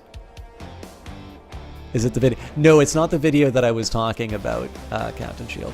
Yeah, I mean, that's a shame. One thing I will say, writer David H., the game thing can sometimes be... So, okay, I will speak very frankly about this, but I should also kind of give people a realistic expectation in terms of this. Like, I have found it helpful that I've been able to build enough sort of goodwill and enough of an audience that developers do find it worthwhile to give a press key for a game. So obviously I'm enjoying Holy Fury, and that was a press key that Paradox gave me, which I'm very appreciative of, and I never take for granted. I always, put in a request and sort of say, here's the plan. If this lines up well with what you'd like to do for the game, let me know. We'll see if we can make it work. And there are developers that I've reached out to and they say no, and that's totally fine, because obviously not everything fits their plans. But it used to be sort of donations to the stream that people would make that allow me to kind of play some more unusual games, because I started playing while I was in grad school. Just one second here. Disaster, your fellow member of Lucifer's Own, Philip, has been caught by the court chaplain Louis and his warriors. He now rots away in Prince Bishop Burgundino's dungeon. Can I recruit you? Well, I can attempt to abduct him. Do we do a retaliatory abduction? That'd be kind of fun, but curses. So that's helped, and again, the developers giving me press keys came right around the time that people sort of stopped donating games to the stream. So it really couldn't have come at a better time. So if you stay consistent with this, it will work. But I can say too, Raider David Edge, like everybody's a little bit different here, but I know some people actually kind of play vicariously through streamers. So I know a lot of people who never want to buy the types of games that I play, but they really like seeing me play them. So like XCOM's a good example of that. Some people just really like watching XCOM, even though they know personally they don't want to play that. So I leave it to your judgment. I think sometimes we'll teach him struggle because he's a wee one. And he's probably not going to inherit anything. Sometimes you can... I think sometimes you can get some enjoyment out of it, but if you're just going to feel sad about the fact that you can't get the game, I mean, I get it. Like, nobody wants to be made to feel bad about a given game. On the other hand, though, I will say, like, anybody who wants to go into streaming and does it because they think they'll get free keys, like, I'll be honest with you, even going and getting a minimum wage job and working those extra hours will unquestionably give you more money to buy games with. Like, I would never recommend that somebody start streaming so that they can get press keys for games. Like, it just isn't worth it. Perfect example here. Like, let's, I'm going to take the minimum wage and let's go for the United States. So, what do we have here? So it says $7.25 per hour. I'll work with that. So, like, let's say that I do, 3-hour streams. Usually they're longer, and I consistently do 3 of them, right? So basically, sorry, gotta train somebody. We'll teach you duty just in case. I should probably be a little more diverse. So like before tax, you're looking at about, you know, you're looking at almost $70. And even if you have like half of that, like let's say that half of that's gone in like taxes and things like that, which is pretty generous, that's about $34 a month. Now, what are you really looking at if you want to buy a new game? Well, if you want to buy Crusader Kings 2, like on its own, that's $43.99 when it's not on sale. So, you know, that's a bit much. But if you wanted, like on sale, you can get Prey right now for $24.99, and that's Canadian. Hunt Showdown, that's less than $30. You know, then you've got free-to-play games. So you've got games like Mech Warrior Online, you've got Path of Exile, you've got, you know, Fortnite if you must. Then there's, what else was there? Dreadnought is another good example. And a lot of these are really, holy crap.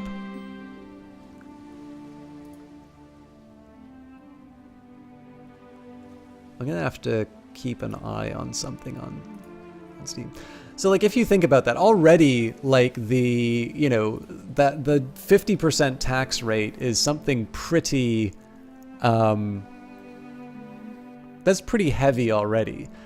So if you think about it, like working a minimum wage job will do, like you'll just simply be able to get more games doing that. The reason why you should want press keys is because you have a cool hobby and you want to sort of develop a partnership with a, you know, with a developer. You want to cover the game as well as you can, and that should be sort of the motivation for doing so. But I can definitely say, like, I've definitely been playing more games than I, you know, I have as a result of the press key thing. So that is a bit of a like, again, I'm trying to speak as frankly as I can about it, but I will admit, like, that is something that has helped me play new things. So, we had somebody else just asking something in chat. New old DLC, are they going to make a male version of Teresa who looks like me? I don't know. What does Christopher look like? I think you need to you needed to back the game at a certain tier to get into the game. Raider David says, I'm a caregiver for elderly. Yeah, so you can't work full time, because if you do, you have to put them in a home. Even with your sister helping, it's a lot of time and effort, and the only gaming budget you have is what's left in the budget after all the bills. Yeah, I completely appreciate where you're coming from, Raider David. And I should say, like, I'm definitely, the example that I'm giving here is to quantify the press key thing versus the job thing. I'm definitely not saying that as a go get a job kind of thing, because obviously everybody's circumstances are different.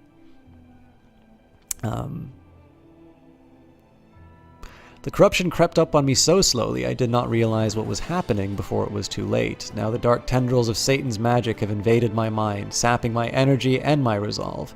I am haunted by anxious thoughts, and sleep eludes me. I gain the trait stressed.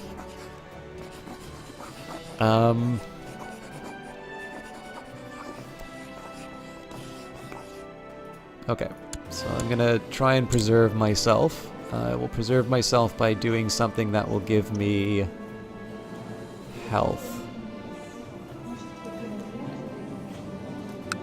Switch to hunting. Can't do that for another year. Okay, if we can survive the stress for a year, I'm going to go for the hunting, but I have a feeling that we are reaching the end of this particular story soon, so.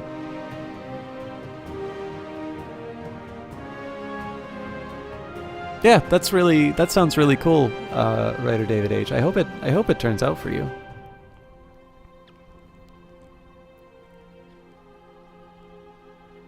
Is there a link? Nope. You can put the link in chat if you want. I mean, if it's something untoward, I will rain down upon you with furious anger. But I have a feeling if you wanted to try and do something like that, you would have done it already. So yeah, please feel free to link your stuff if you'd like.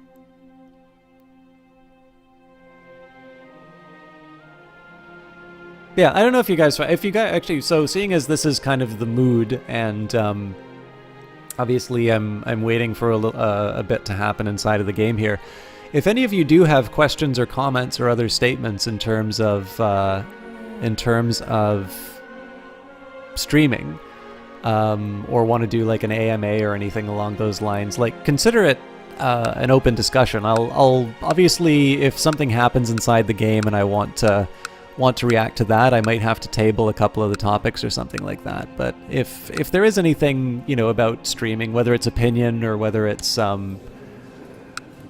just you know, something you've noticed, something you've wondered about how streaming works, anything along those lines, I'm very happy to try and work you know, work through all of it, or at the very least answer what I can.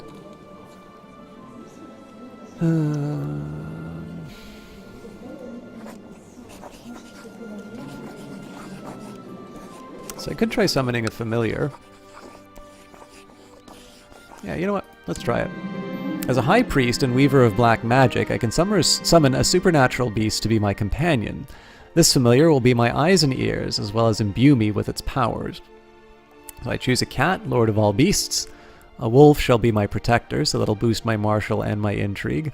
Summon an owl, a master of the night, intrigue and learning, or the raven will grant me wit, intrigue and stewardship. Both are tempting. I think in this case I'm going to go for the wolf.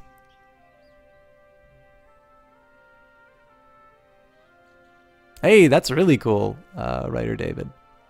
I should have known too from the name, obviously.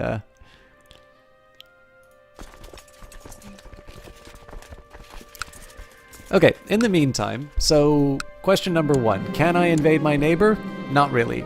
In fact, that's looking like an increasingly remote possibility, unless I can get some serious money behind me. It is hard to feel proud when one has nothing to be proud of. Oof, I'm losing my sins. I'm a failure as the head of the temple. So let's think a little bit about what we can do in terms of trying to take out our neighbors. Okay, looks like some raiders are causing some trouble. And there's an anti-pope. So if I need money, this might help. Hey, Alpha 360, thank you very much for those bits. And very good evening to you. How are you doing?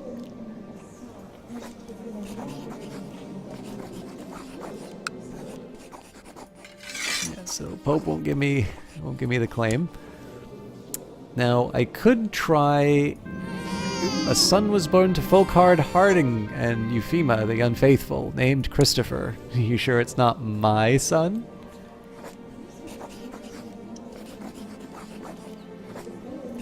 Let's try Seducer again.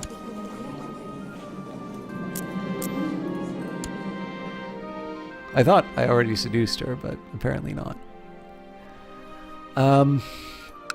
So yeah, I suppose I can try and get a claim on this place. Now again, he's got a fairly strong army, so this is a dilemma. Oddly enough, his liege...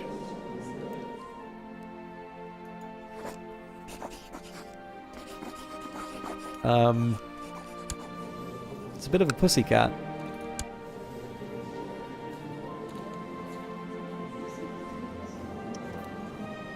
So I suspect if we killed him, his holdings would break apart. So let's start with one of those.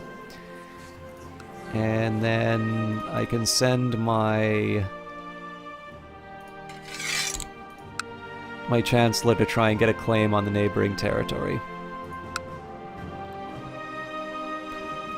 And then I still have my ambition to get money, right? Yeah, so my war chest, when I am a duke, I need to get 500, so I'm going to be waiting quite some time. Perhaps I could use my extensive military knowledge to impress Emperor Gilliam into liking me more. So let's talk strategy. And you know what? I'm going to go for broke. Let's go for business. Now oh wait, hang on. I'm still seducing someone, so we'll just cool that for a bit. Yeah, apparently that's how that works. Gifts of love. I sent Euphema a beautiful necklace and had her room covered with wildflowers. The gambit seems to have paid off, for I found a magnificent new saddle with her embossed seal in the stables today. Pretty clear symbolism, I'd say. Also, Eager Karen, if you decide that you don't like it, you get a chance to read it, buy it. Please leave at least a small review. You're trying to get enough reviews that you can qualify for one of the more popular review sites. You need at least 5. You've sold almost 40 copies into... Okay, actually, so Writer David's making a really important point here, and this is one that I would encourage you guys to do for games as well. One of the problems that games are running into nowadays is that there's lots of very good games and it's hard for people to get noticed. And there is a very substantial change in terms of sales when somebody goes from like overwhelmingly positive to very positive to like mediocre and things like that. So if you have a game that you like and you've not left a review yet, even if it's like a 1-sentence review, do that. It really, really helps. Like, I cannot describe enough in terms of the like the developer feeds that I follow. It's like the one consensus thing that keeps coming up. And it sounds like it is a very similar case with Writer David, which is like clearly if you buy a product and you enjoy it, you talk about it with your friends and such. But the way that these websites and the way that these sorts of things work, you really do actually like it's so easy, but it's one of these things that can easily be overlooked. Just because, you know, you never really think to do that. Like there's a certain type that leaves a review. So if you have a game that you really like, do please take the time to do that. And if you wind up getting Writer David's book, do take the time to leave the review, because I think he did a better job of describing it than I could. But this is actually something that's echoed by just about everyone I know who works in any kind of creative field. All right, the Emperor's response to my letter was cold and hastily written. Whether he was uninterested in military matters or he doubts the validity of my suggestions, it is clear that he was not impressed by my letter. How could he not be impressed?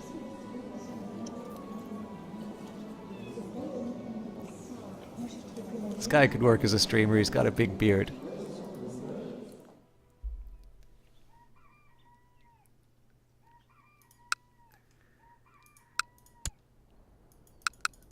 So yeah, without the money, there's not a lot that I can do in terms of eating into this rival territory. The good news is with the 500, I really should be able to just go in and clobber some people. I'll probably want to have a nice big safety net. I think once I'm done my seduction, I'm going to switch to a business focus. So in this case, we're just going to sit it out for a bit. I managed to chance upon Euphema alone in the kitchen when she came down for her usual late-night snack. We've talked and laughed for hours, and I can tell that the attraction is going. Hoping that I've read her correctly, I whisper in her ear and quote love poetry. Recently, I've noticed the pitiful state of my son, Emerlich. I have just been informed that the cause of his aches and fatigue is a case of the flu. Call the court physician. Why can't it be the one who I want dead? And Euphemia backed away from me, blushing and stammering something about being sorry before rushing off. The virtue is strong with this one.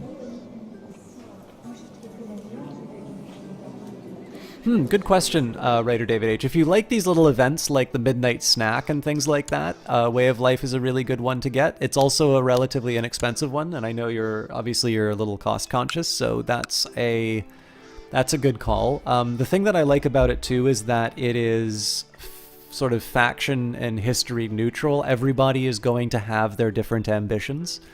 So I do personally like Way of Life. What I'm going to do here, I know I've done this in chat before. And by the way, Johnny Big Time retweeted the stream, so thank you for that. I should have said that earlier. Where are we? ck2wiki.com.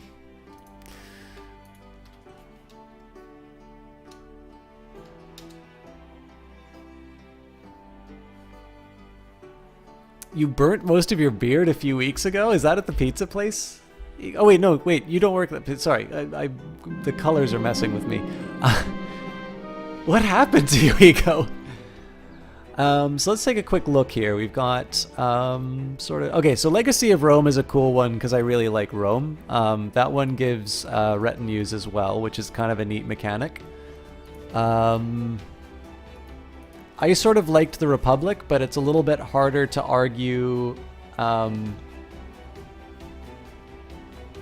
It's a little bit harder to argue that it's one that you should do if you don't plan on playing like Venice or something like that. Okay, so if you want to expand the map, Rajas of India is probably the good way to go. But yeah, I actually think Way of Life is a pretty solid. It's a pretty solid entry. So in this one, all characters with count tier or higher can have a focus, a way of life. By assigning a focus, the player gets immediate modifier to the corresponding attribute, unlocks related events, diplomatic actions or decisions, and eventually receives a lifestyle trait. So I guess the best that I can say here is that if you enjoy Crusader Kings for sort of its like role-playing elements, really the Way of Life is one of the better DLCs that you can get precisely because it gives you lots of flavor, it gives you lots of directions to take your character, even if in my case you tend to do like business the majority of the time and then seduction every once in a while. So which one gets you Lithuania and the Pagans? I believe that would be the Old Gods, but I would double check. I would double check the DL. That website that I put inside of chat will actually, if on the right hand side, it lists all the DLC, and it'll tell you what the paid and free features are. You and your friends do fire shows. Oh my god, that's really cool, but that is dramatic. I'm attending a festive outing. Unfortunately, half the court is also here, and I'm having trouble time getting alone with my amorous quarry. In this case, I'll flirt with her discreetly because we're not quite at 50. And I've received news that my lover is with child. Hopefully she'll be able to persuade her husband to be the real father. I mean, it is Carling blood. I'm happy with that. We can only hope.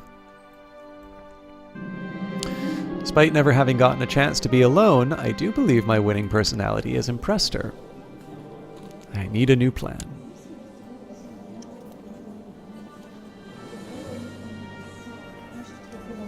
Do you have any video of your shows, Ego Karen? I'm sure there's some people in chat who'd love to see it if you do.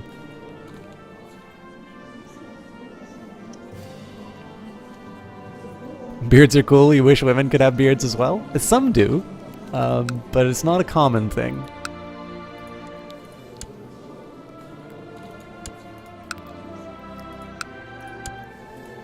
I think it's in Sikhism you're not allowed to shave, and that includes women. So for the women who do happen to, have facial hair, it's something that they keep. There's actually a really interesting note. So essentially what happened was, this guy, it's an unfortunate trait of the world that we live in, but you can sort of understand why someone would say this. They see this and they take a photo and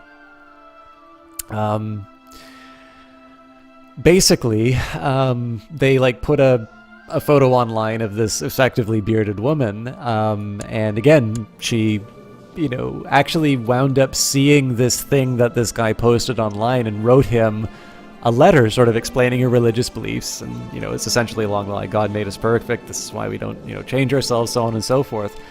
But it was a shocking response just because it was so measured, and it was written with a degree of understanding that you would not normally, you wouldn't normally expect in a situation like that, because obviously what that guy had done was relatively cruel, even if it's something that you can sort of understand, because that's just the world that we live in, and it's something unusual, and that's usually what we do. We take photos and share them of those things. So I wish I had the link, but yeah. So there is hope for you yet, Domi. Yes, it's definitely not well looked upon. But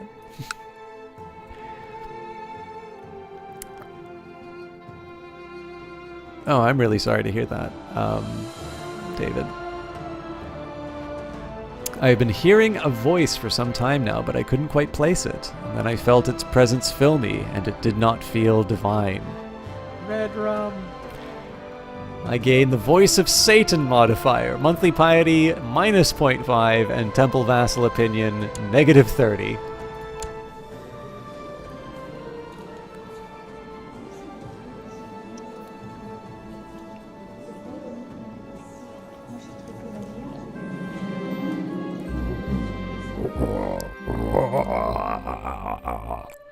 I made sure to attend. Sorry. I can't do that. I made sure to attend this minor event in Plowen so that I could seduce my target. We've been dancing and conversing all night, and she is clearly responding to my advances. Mead in my room, milady.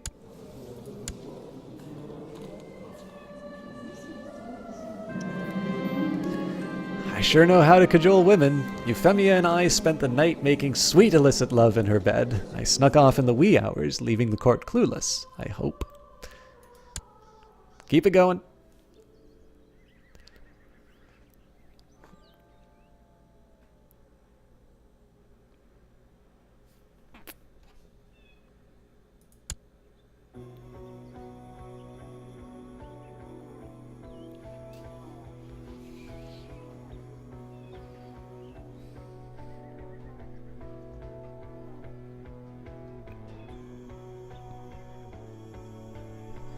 This is my normal voice, Captain Shield.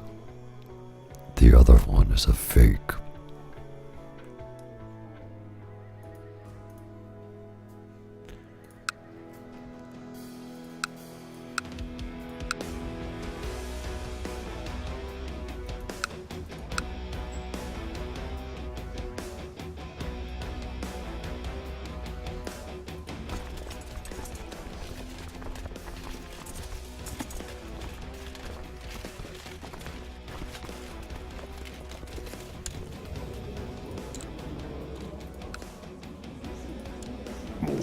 Almighty money.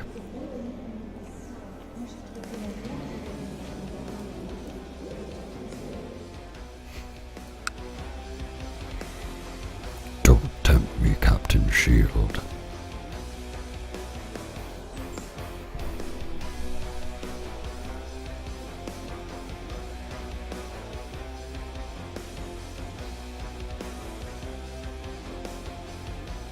So what you're saying to me is I should hum, and that way you'll get a bounding bass line for the rest of the stream.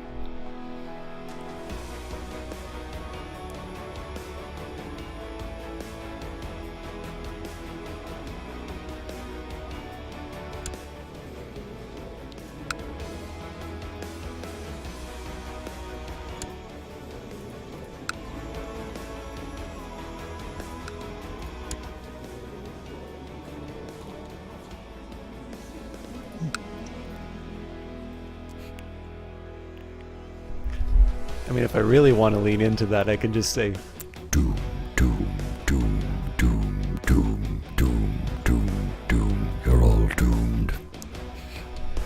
but I'll leave that. I'll leave that for now. All right, so looks like there's some opportunities that opened up here. Oh no, actually, sorry, those are Bavarians, so those are actually owned by somebody. And Raiders, not on my watch.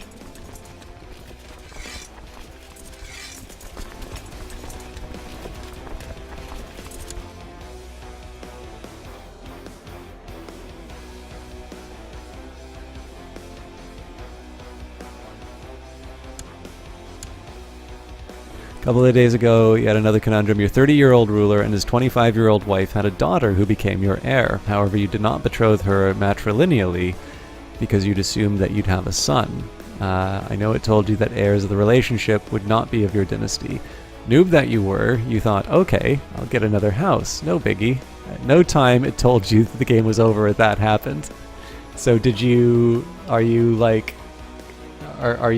like locked into that, or are you gonna...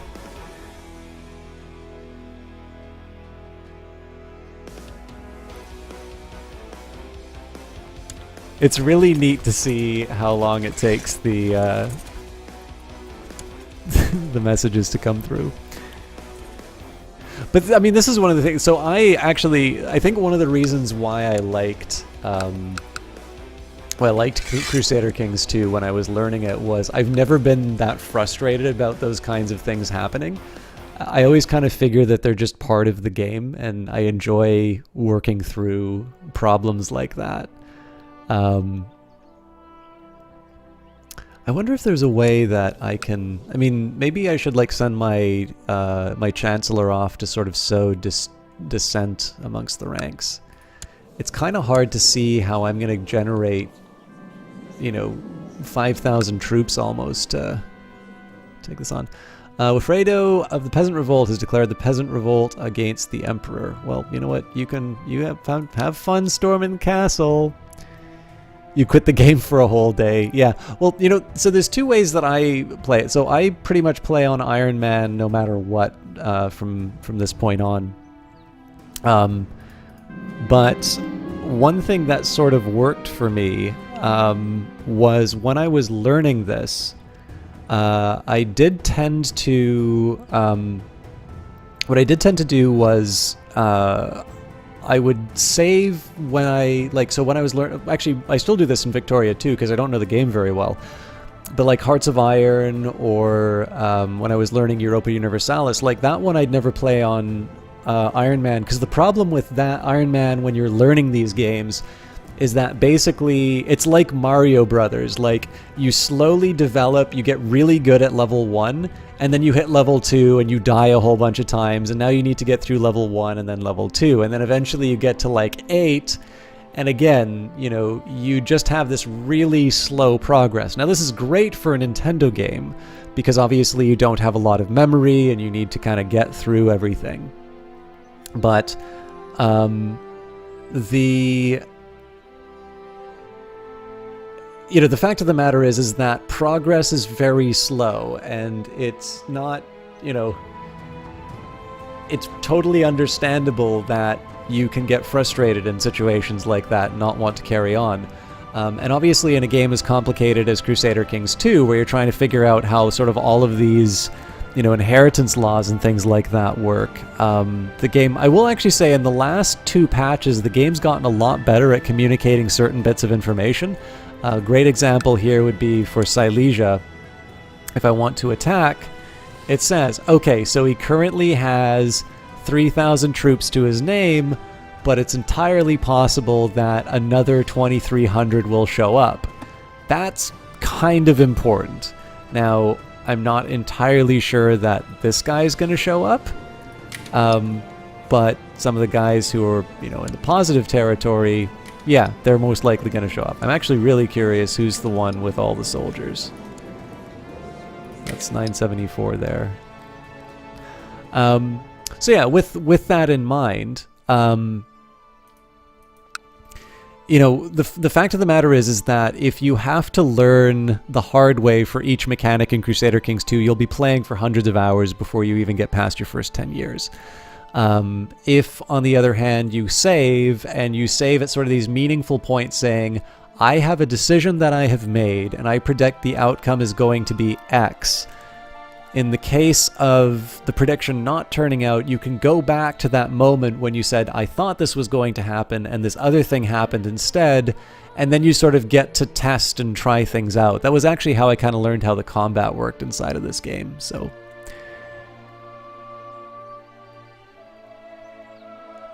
Captain Shield doing his part to keep the clips alive. Emmerich insists that I help him get an old hat to fit, a very futile task. He's too big for it now, as I've already told him several times. No child tells me what to do, or given to his demands. Yeah. Emmerich thinks I'm mean for not helping. He even stuck his tongue out at me.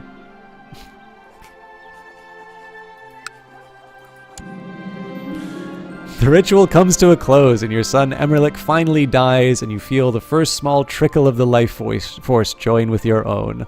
All that remains is to consume his organs to absorb the full potential. The things we do for life.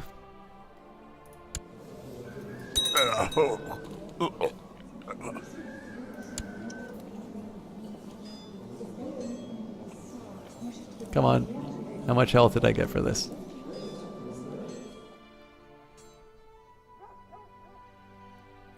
Two. 2 health.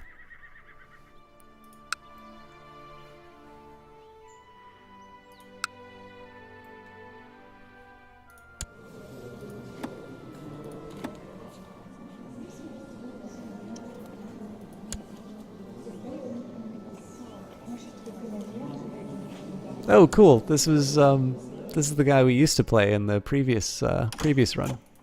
To the wise Duke Hardred, blessings on you and your house. We have decided to offer you the position of commander. Do you accept? Why not? How do you get the immortality trait? I don't actually know, Writer David. The wiki might say, but I tend not to look for that sort of stuff. I believe there are events with very rare possibilities. So I can't remember if there's like a Fountain of Life event or it's something like the Holy Grail or that. But yeah, that's there's basically an event you can like go and search for something to find that, I believe. Perhaps I should use my extensive military knowledge to impress the Emperor. Well, I mean, it's the thing I'm best at right now, so let's talk strategy. And Domi, you were asking about plague. Here's a great example of that. In this case, we've got measles, I believe. Nope, smallpox. My dissertation on military matters is very appreciated, it seems. The Emperor has thanked me for sharing my knowledge with him, remarking that he will treasure what he has learned thus far from me. How could he not?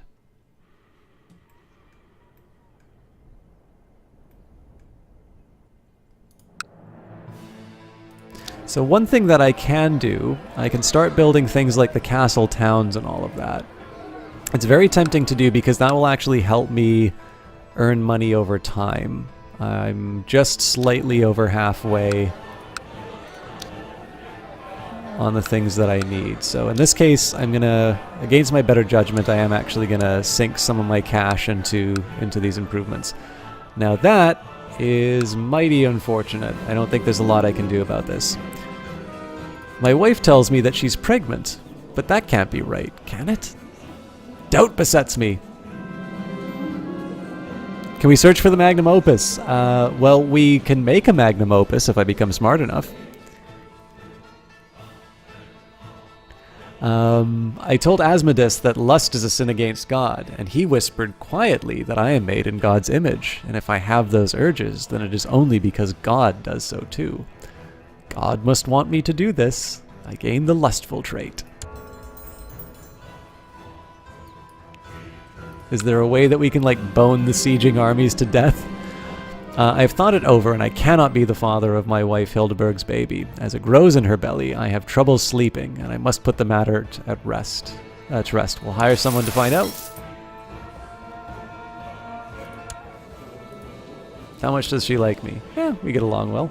We're both lustful. At age 43...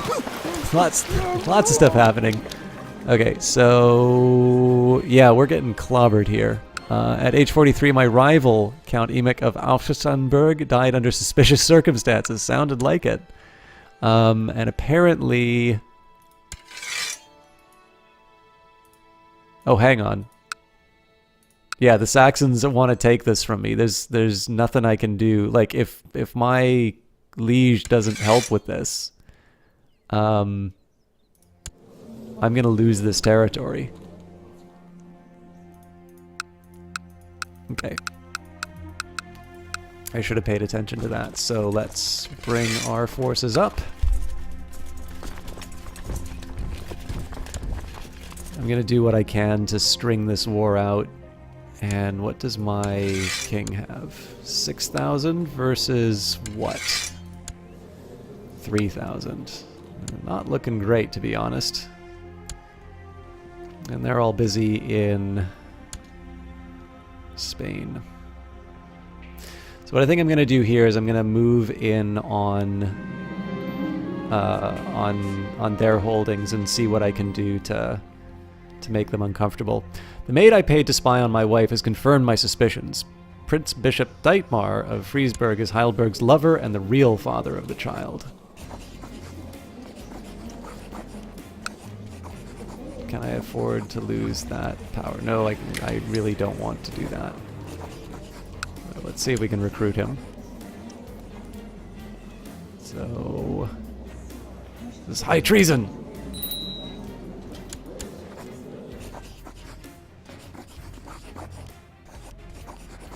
Yep. Safely locked away in my dungeon awaiting her fate.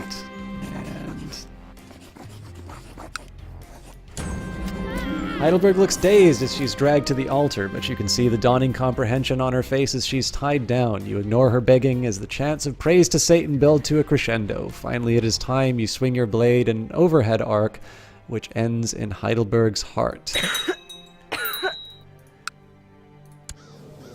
New wife? Okay, so only adults and shield maiden, you say?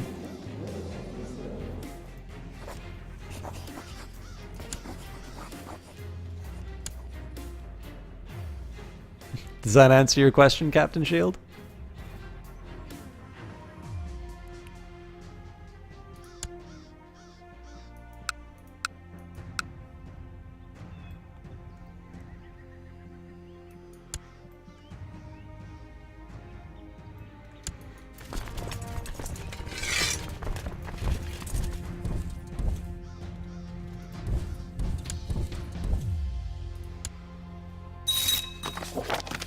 Good Duke Hardred, blessings on you and your house. I accept your suggestion that Duke Hardred and Bea get married.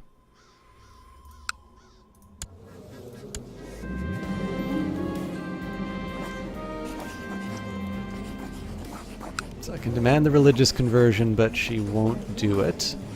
Let's try and bring her on side. Yeah, we'll worry about that later. Fulkard Hadrig, the husband of my lover Euphemia, shocked me by asking to my face if we're having an affair. I can flatly deny, confess and promise to end the affair. That blathering prude. I will kill him. Well, I don't want to kill my son, so we'll flatly deny it.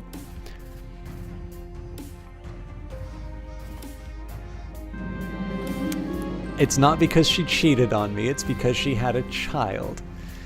Meeting with the Prince Bishop. Okay, doesn't want to join Satan. I can try corrupting him. Loses 50 dark power.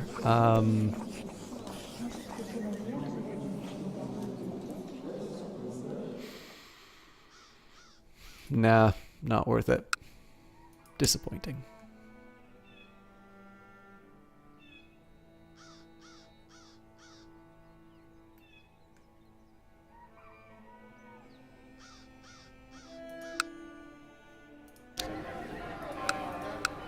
Okay, amazingly, I started... No. It's this. This was where I started building my castle town.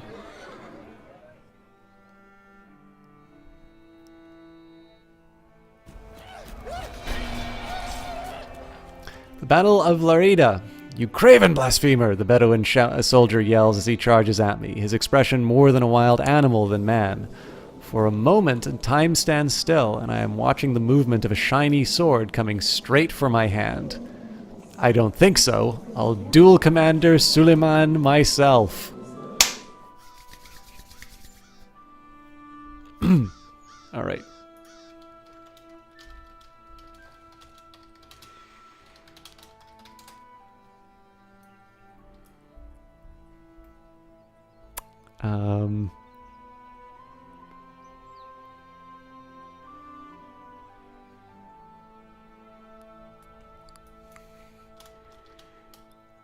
I'm really trying to think of a good, like, song for, like, a duel that's not copy, that doesn't have a copyright, whatever. My opponent looks nervous, his armor a little ill-fitting, and I briefly contemplate asking if he would rather do this on another day.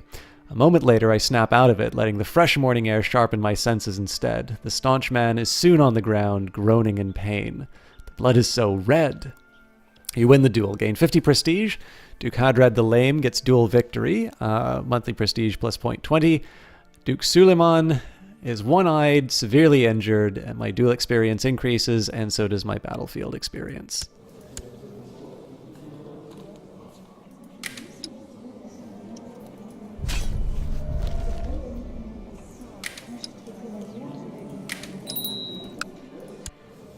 And apparently she married Hagrid.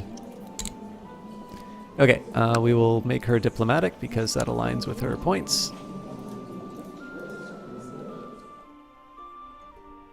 If she didn't have a child and just cheated on me, maybe.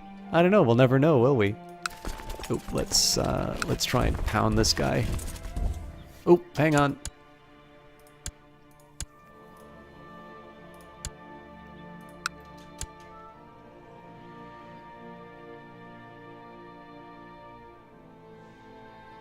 We are committed.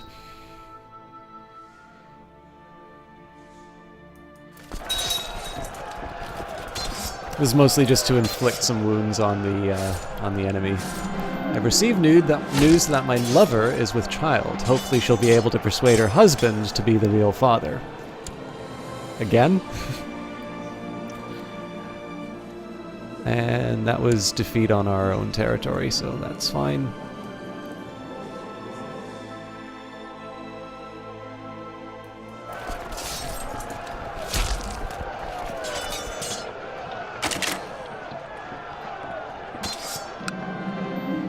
Okay, so victory. High Chief Myrrh was captured in battle and is now my prisoner. So good news there. Unfortunately, I'm not really... Oof, yeah, that's going to be ugly. So I think we're going to work here for now. He's going to be moving on to my next territory, so... we're basically going to be reviewing this very sorry scene over and over and over again until I lose, because my king is not at all interested in dealing with the Saxon menace.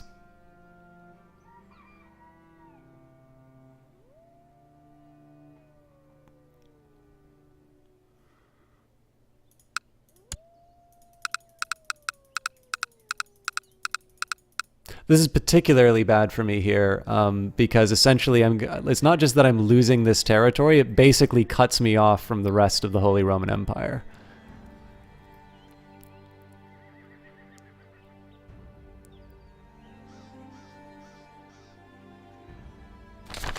A grand summoning. For some time now, my brother in darkness, Mayor Sebastianos of Miletos, and I have been researching the proper ritual for invoking a certain demon prince. A few weeks back, our kin managed to procure an ancient clay tablet with the missing incantation. We stand ready now to attain powers undreamed of by mortal men. Unlimited power.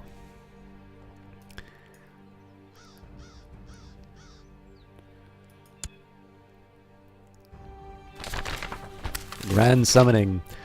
Our coven surrounds the summoning circle. The correct symbols drawn, the fatty candles burning a sickly green. Sebastianos intones the final invocation just as I offer up the sacrifice. Distracted by the spurting blood, at first I don't notice the man sitting in the circle like he was there all along. Looking straight at me with a smirk, he says, "Bravely done, child. You have no understanding of the forces you are meddling with. But I did find your sacrifice pleasing. Quid pro quo, name your desire, boy." Great Lord, I seek power. And I gain the Blessing of Avnas. +3 to learning. Not that, not that I need it. I wonder, okay, yeah, I don't have allies. I don't think I can... Okay, doesn't want to form an alliance.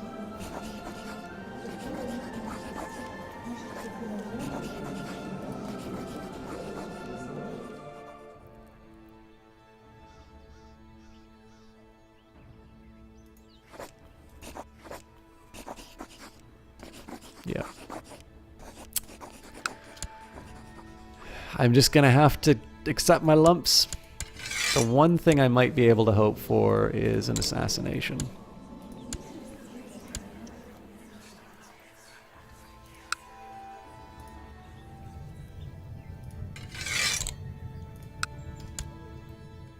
Hey, Domi. We are currently being clobbered by heretics.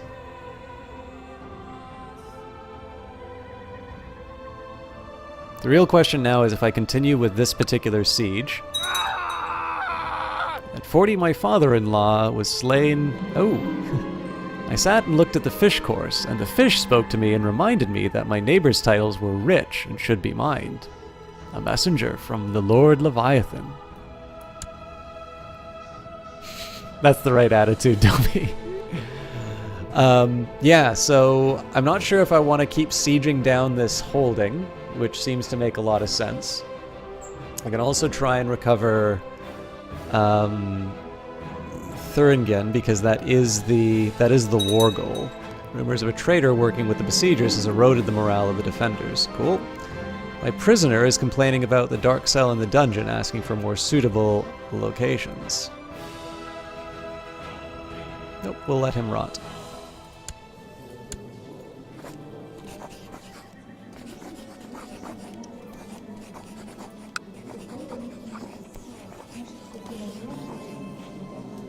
So they could publicly... could mutilate him. Could sacrifice him, but that'll only be 10.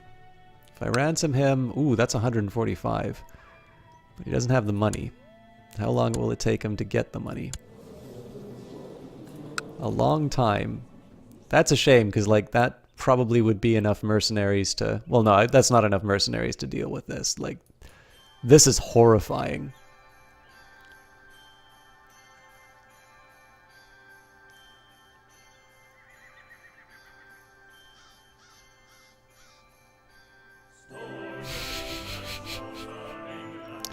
Yeah, I had a duel with like a 56-year-old, a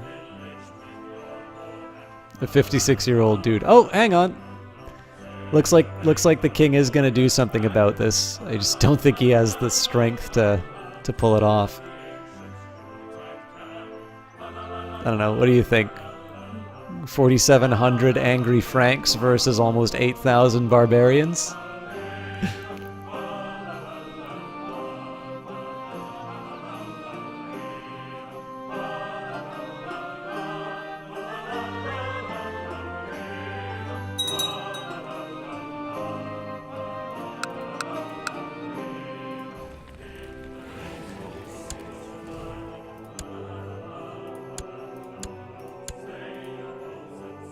Oh, actually, this guy likes me more.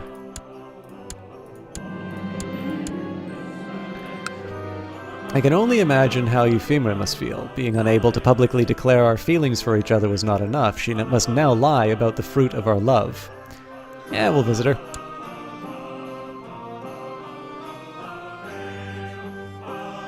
It is Christmas in the game. This is one thing I really like about playing both Crusader Kings 2 and Europa Universalis.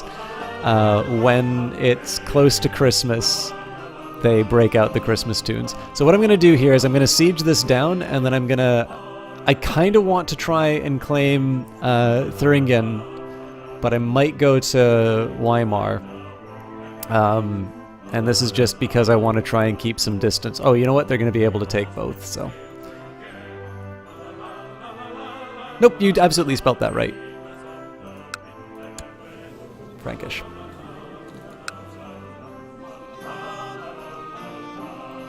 I didn't cheat on my husband. I don't have a husband. So, yeah, I should send my soldiers in to help these guys out, but that's not happening.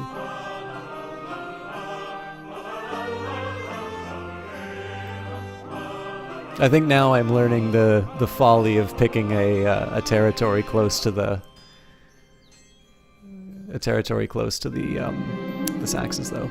The peasants of Merisburg are quite far apart and spread out. Your spy master suggests investing in a provisional messenger system so they can communicate with their kin more easily. He claims that doing so would attract more peasants to the county. Excellent idea. Okay, so we're almost done sieging this down. We'll see what we get.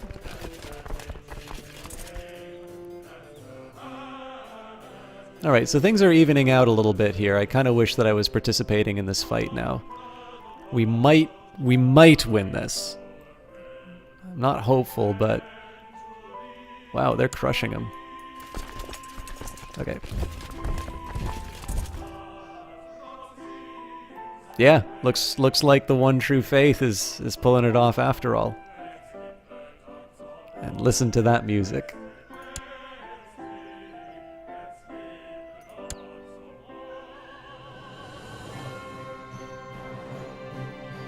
We should help.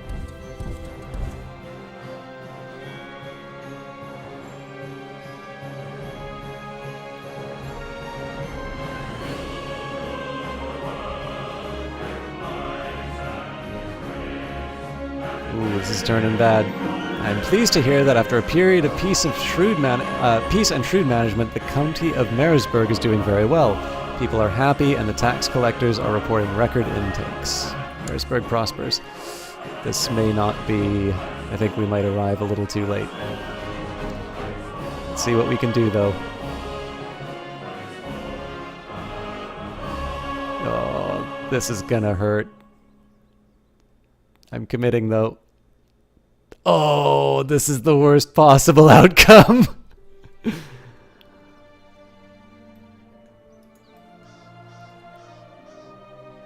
We are gonna get absolutely demolished here.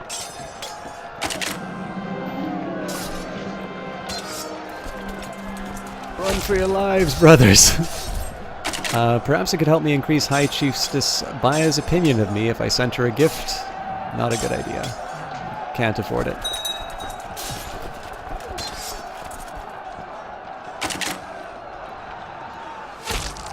How many did we lose? Alright, another son. And we lost over half the army.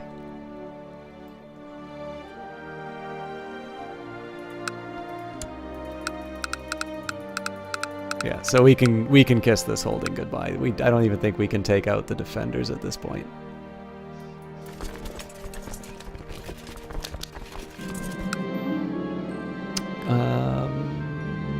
Let's hunt with my barbarian wife.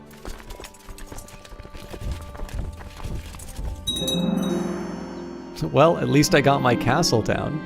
The High Chiefess gives me a smile and we start walking into the local forests around Marisburg.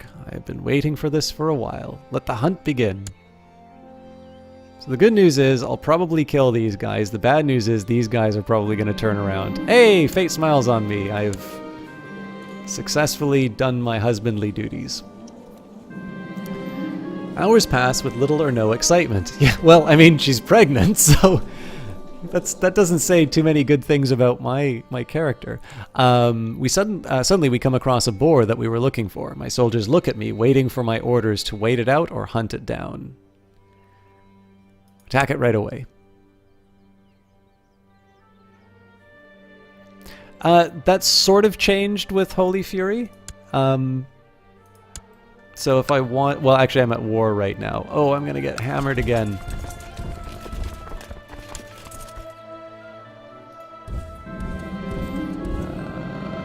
Though the boar fought valiantly, we finally brought the beast down. Loud cheers from all of our retainers. It has been a good hunt. I think I just signed these guys' death warrant by delaying. And the king has just decided to lemming... He decided to cross a river for that, too. I sat in contemplation of my life and wondered why it is that I wasn't getting my due. Then a voice whispered to me, I know it to be Lucifer, who told me that it was my right to have a throne higher than the clouds and over the earth. He is right.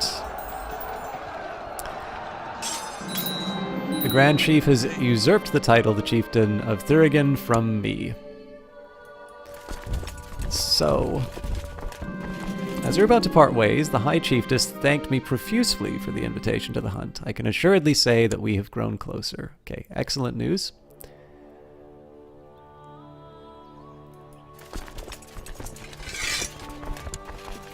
So we will rebuild. They've got 2,000 troops.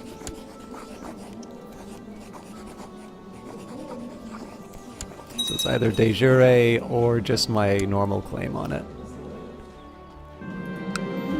The wounds within. Ever since the Battle of Leyda, I find it hard to be near my children for fear of being sent away again. I cannot stand the thought of us losing each other, and this distance is better. Surely it is better. and say, I need a drink. I do not have nightmares. How dare you? I shall never be close to anyone again and become celibate. Jesus. Enough of feelings. By God, I'll punch someone. I can become wroth, stressed, and depressed.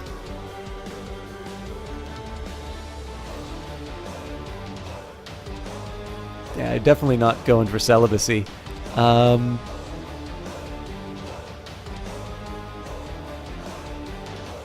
Enough of these feelings. By God, I'll punch someone.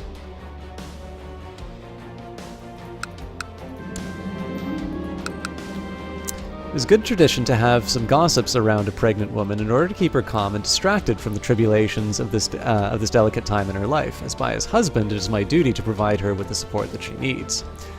I will have some maids dispatched, or she doesn't need old women filling her head with nonsense. Yeah, we'll give up the gold. I mean, we already... Actually, here's a question. I can borrow from the moneylenders. So... 2,000, we'll probably have allies. Let's make some irresponsible decisions. Oh, this was the wrong call. I need to get my armies up first.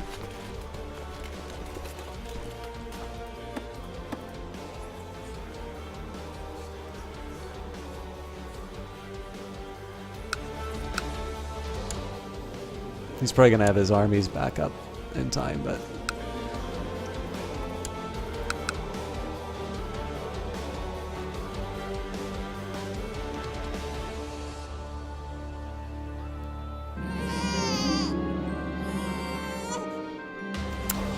Okay, new son, good news. As long as he's a Frank. Yeah, he's German.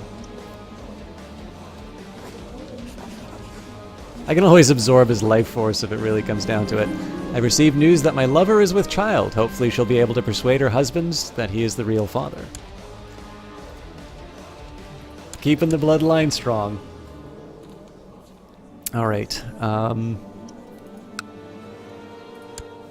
what is this guy... Oop, I've got an open council position. New steward? He really doesn't like me. Oh, this is my son. But he's really good at his job. Let's find...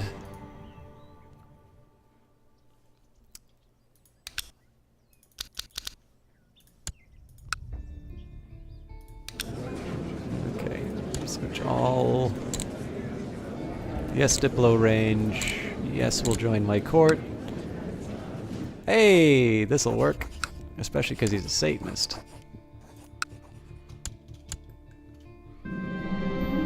My wife Bea just asked me if I'm having an affair with Euphemia. Her stony expression does not reveal whether she knows or is only guessing. Lie and make her feel guilty for asking. Apparently the streamers were... Oh, hang on. Were wrong before. Your ruler died and you got the province back without becoming part of the HRE. In fact, you pulled else... Oh, that's really cool. I kind of thought that was wrong, but... I'm glad... That sounded like the better of the options that you had ahead of you, David, so I'm glad it turned out. Let's go for improved keeps, then towns, and we'll leave that. Alright, to the great Duke Hadred, peace be with you. I accept your gracious invitation and will join your court forthwith.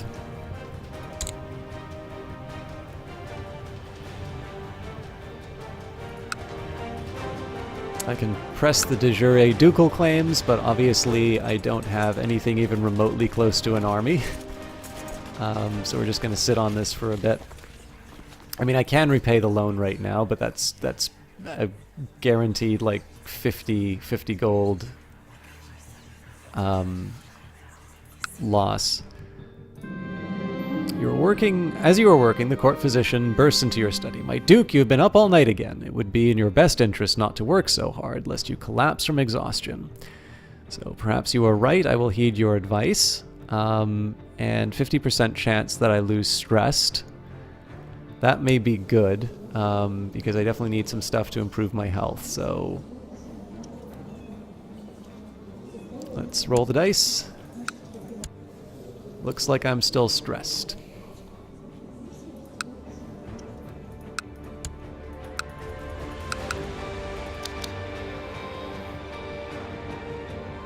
So in this case here, I'm gonna only dedicate my funding to war. Well, okay. Let's think a little bit about what I want to do here. It's 129 or 197. I might actually want to dedicate the mercenary army into claiming some territory in Silesia. I can only imagine how Euphemia must feel if being unable to publicly declare our feelings for each other was not enough. She must now lie about the fruit of our love. We will visit her again. So hard to think about what I could do to endear High Chiefess Bea to me. I am already so perfect, after all. Why would anyone need encouragement in order to enjoy the pleasure of being in my good graces? I can write her a letter about me, or I can send her one of my statues. We'll write a letter.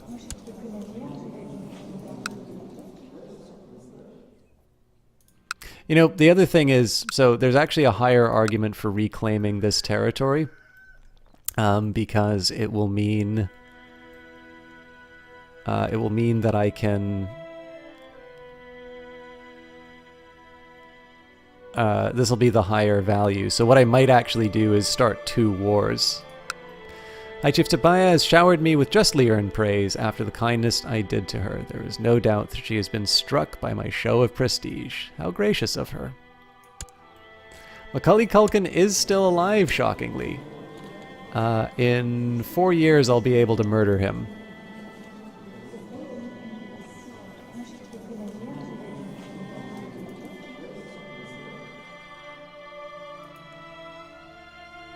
How to court a woman? Send you a statue of you? Yes. Yeah, I think the right call here is going to be to take this territory back, because in the end, if I take this, I'm basically just getting a hole in the ground, so... A daughter was born. Yeah, well, we all know who the father was. It seems my dalliance with Euphemia has resulted in a child. Fortunately, Volkard thinks little Margaret is his. Oops.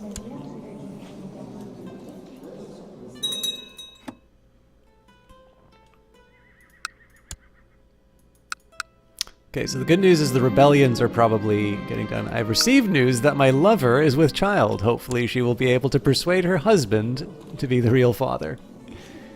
We can only hope.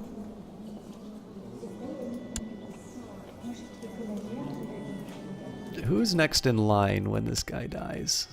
He doesn't have his dad's martial ability, so... So yeah, at this point here, I'm going to be trying to build up my military capacity, which is pretty bad, to be honest. But I'll have that, and I'll have a new realm. The Khan Obadiah of the Byzantine Empire has decided to abandon the nomadic life and settle down in the Byzantine Empire with his followers, making it the new homeland of the Khazar people. Okay, so she's good at intrigue. We'll set her up with that.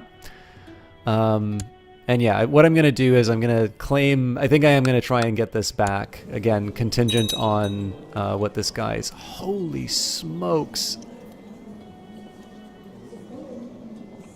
Wow.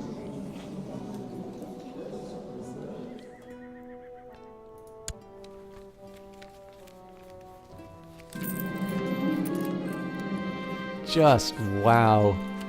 My steward and fellow brother in darkness, Sarokaios, and I had been discussing a small devotion to Abaddon when he suddenly stood up, stretched, and said, "I'm in the mood for mayhem. Let's dress up and head down to town." About time. I'll bring my favorite garrote. Wearing nondescript common clothes, Sarokaios and I are slowly making our way to the town in amicable silence. As we pass by a neatly kept garden in front of a cozy-looking house, I am suddenly overcome with hatred and revulsion. This family is clearly favored by God. Sarokaios, it's time to do Lucifer's work. The father of the family died last. But the marvels he got to see first. Sarokaios carved his wife's face off and pranced around wearing it like a mask, taunting and kissing the man while I boiled baby fat to make a flying potion. Finally, we constructed an idol of Mammon from the dismembered bodies. So we can burn it all, no one must know, gain 100 dark power, gain the trait ambitious, and we become close friends, or we can gain 200 dark power, ambitious, gain a bonus to the national tax modifier, and the locals will be upset. Well, you know what? So be it. Predictably, the local populace didn't appreciate the glorious monument of flesh that we left for them to find. Rumors are running rife, and it won't take much for the whole of Marisburg to erupt in open rebellion. Ignorant scum, God will not save them.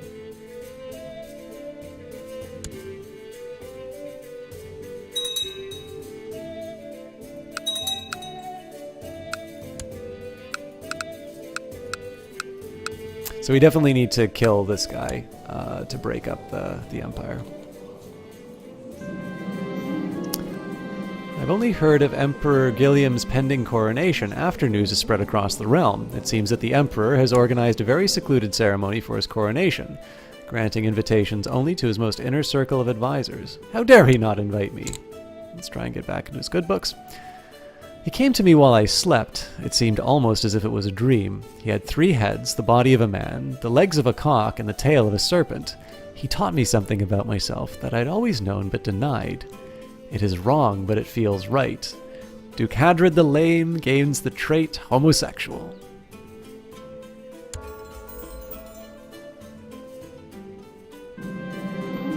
Pope Anastasius III is excommunicated. Jesus Christ, the Holy Roman Emperors keep getting excommunicated at the behest of Count Theobert of Sacere. Fair enough. All right, so we'll do what we can to break up Saxony. Oh, coronation.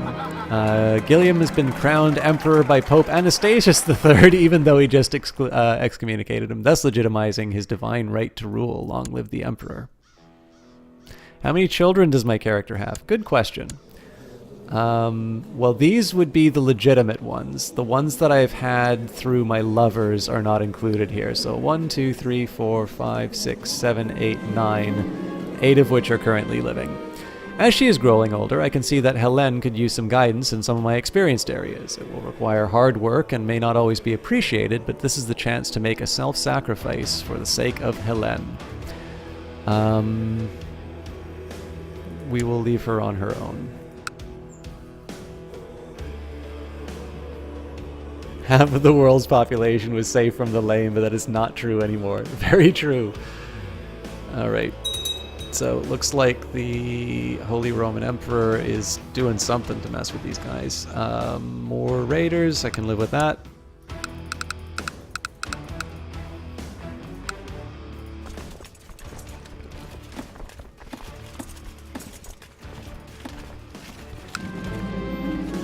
I've trumped everyone and am the best duke ever.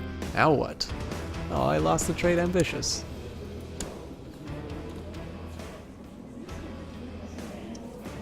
I mean, I could just, like, devour another child.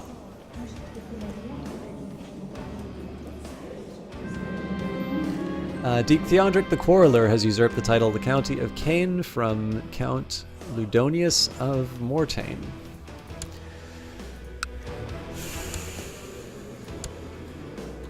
I wonder if I could just invite this guy to come in. Nope.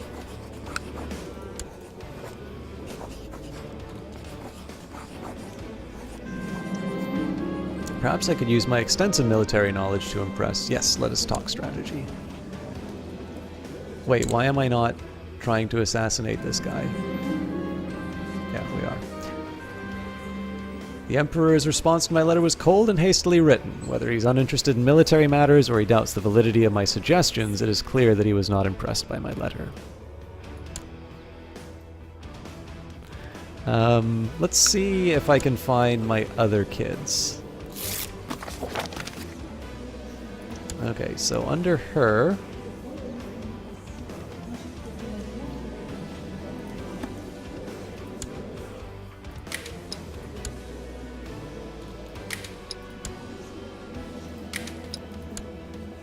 Okay, so it totally doesn't report the fact that these are,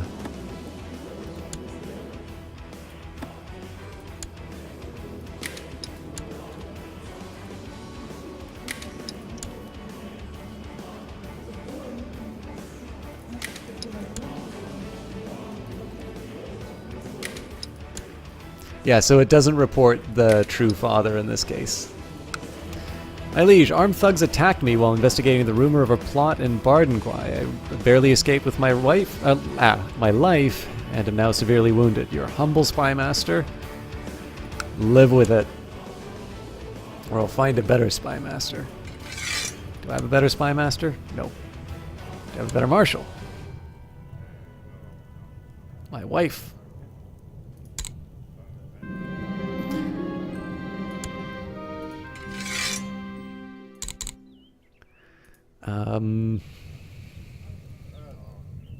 Man, I don't care that much about the chaplain.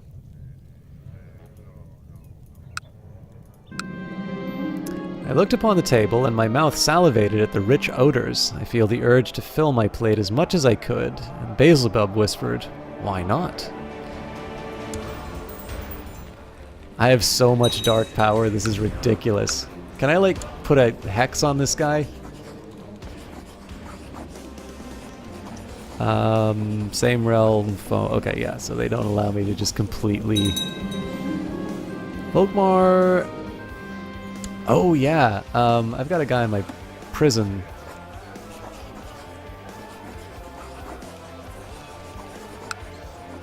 $145, still don't have it? Oh, he's not gonna have it for a while.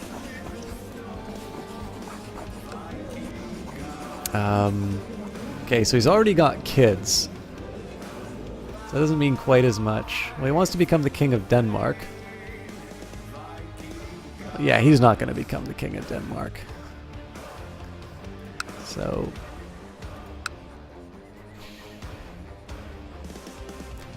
I can torture him, but I'm not entirely sure that really does anything. Doesn't really do anything special. Can humiliate him. Throw him in the oubliette. Yeah, I mean, I'm just gonna keep him here until he can pay his way out.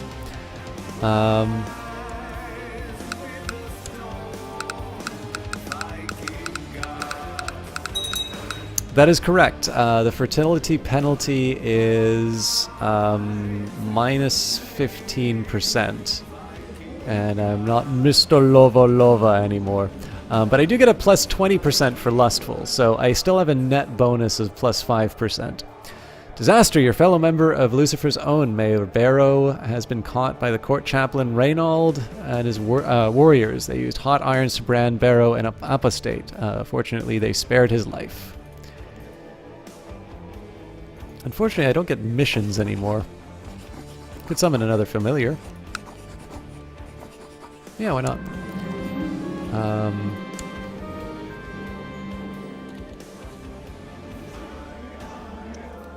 Wait. Oh, does the... I guess... Okay, so apparently I don't get to keep the wolf forever, so another new wolf. Hey, Euphemia's got pregnant again. See, the homosexuality isn't an impediment.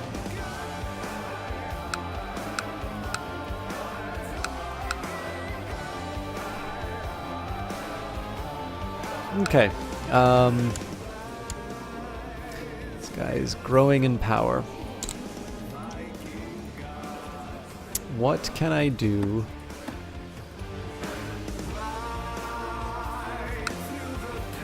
So I can get another 10%. That's not really going to... I mean, it'll only cost me 15, but I think at this point I need to think more about... okay. I'll live with that. What are these guys looking at? Okay, so I can definitely raise an army and take these on. Disasters, your fellow members of Lucifer's own Landara Carling has just been caught by the court chaplain. I don't know her, do I? No.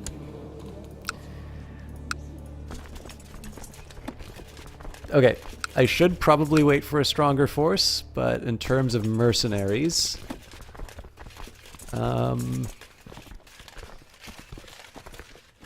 2250.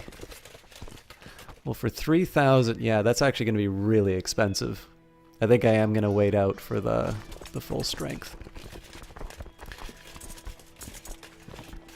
So the real question is, if I can somehow get Gilliam... So if Gilliam comes in, we can absolutely take this out. Okay, so I have built my war chest. Good news there. I think I'm going to do a ridiculous ambition. We'll go for King of Pomerania. He wants to become King of Pomerania. If pagan with the succession laws set to elective Gavelkind, it allows him unlimited use of the subjugation casus belli within the kingdom. If the Fabric Claims Counselor mission is available, it may acquire a claim on Pomerania with this ambition. There's also reduced cost for creating the kingdom if it does not yet exist. This ambition cannot be cancelled, so let's go for it.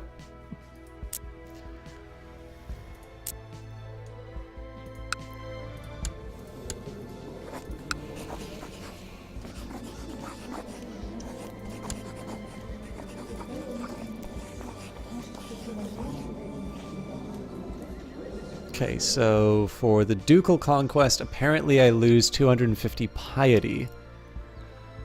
Holds land of the duchy you are pretender to. Pretender to?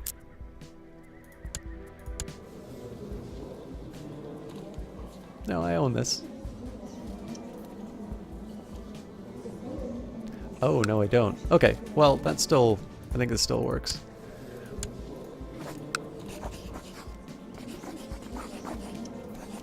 I mean, if I do a holy war for it, I have a feeling that's going to be a lot of guys that I need to take care of, so...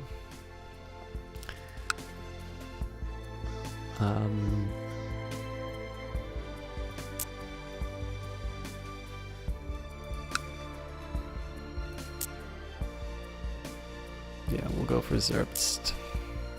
Gotta wait for these raiders to finish, and... for 500...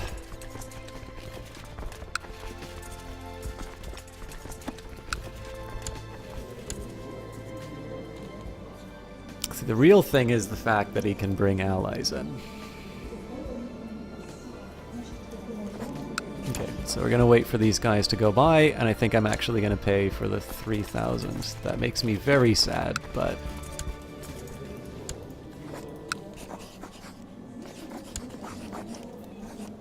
why not? All of the following must be true. I don't have the wealth. Oh, what a disappointment. Okay, just bear with me 1 second here. Against my better judgment, I think I will go for the Holy War, but I have a feeling I'm just going to get absolutely crushed doing this. But it will it'll give me an excuse to reevaluate where Crusader Kings 2 is, maybe.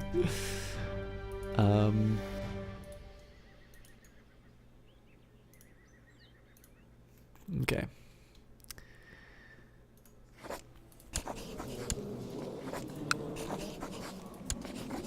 Deus Volt. No holy orders. I mean, it's tempting to go for the 4,500. I just won't be able to pay for them for more than a month. So we'll go for our least expensive 3,000.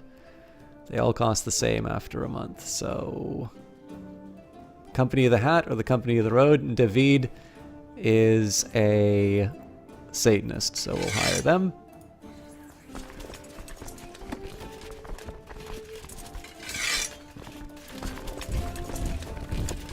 Combine into one force. So far, no allies are on their way. Oh, Jurgen.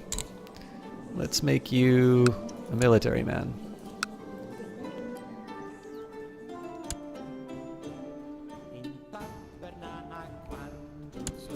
Okay. David is shockingly good at what he does.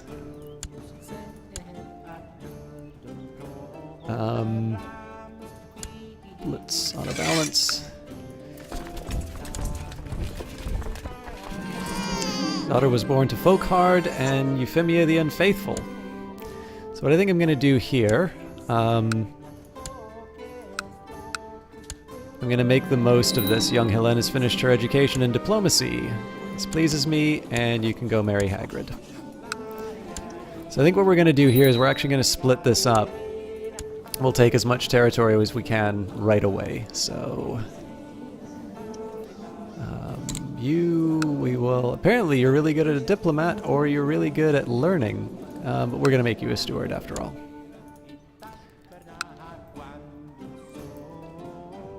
You don't like the fact that you can't start the war if your levy is ready? It makes no sense to you? I suspect it's probably something to prevent people from abusing mechanics. I just haven't personally been able to figure out how you can abuse it. No way. Okay, so split it, and what if we send the 16 out? That is a well-defended fort.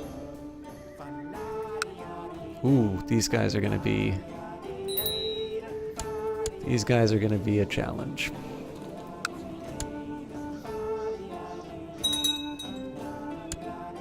Okay, so looks like some allies are coming in. That's gonna be a problem to deal with pretty soon.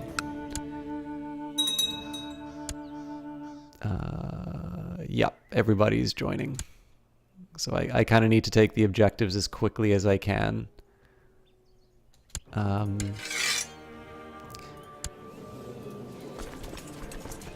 I will appeal to my king, who is currently in hiding.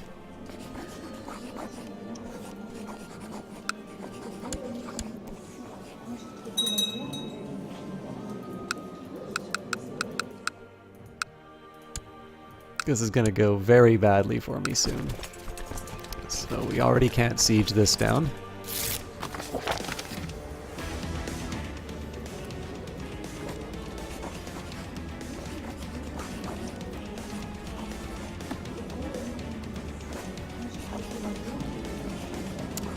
I really want you to join. I really want you to join my war, friend.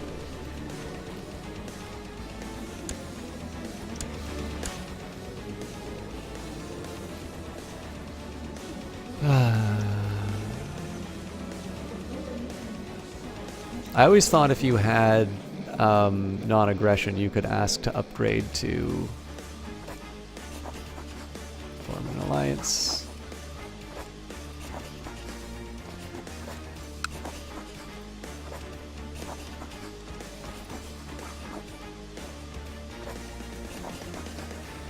Okay, well, that's a start.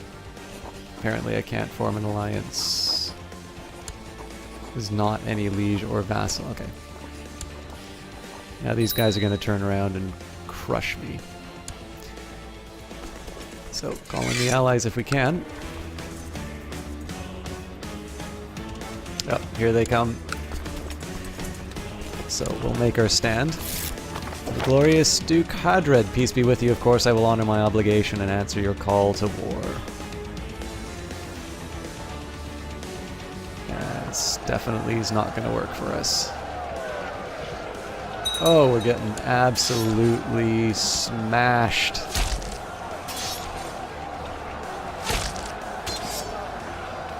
The rainy weather is getting to me. Turning to the sky, I take a deep breath. The pompous soldiers of High Chief Waldemirez have been sending their best at me, and my limbs are becoming heavier with each step I take. I don't think so. I will duel Commander Vaclav myself. I was chasing Shaman Vaclav over the plains when Condottiere David shouted me aside, barking, "I'll take this one, my lord," clumsily swinging his spear. He stole my prey. Not that it matters. We just got absolutely destroyed. But my wife's pregnant.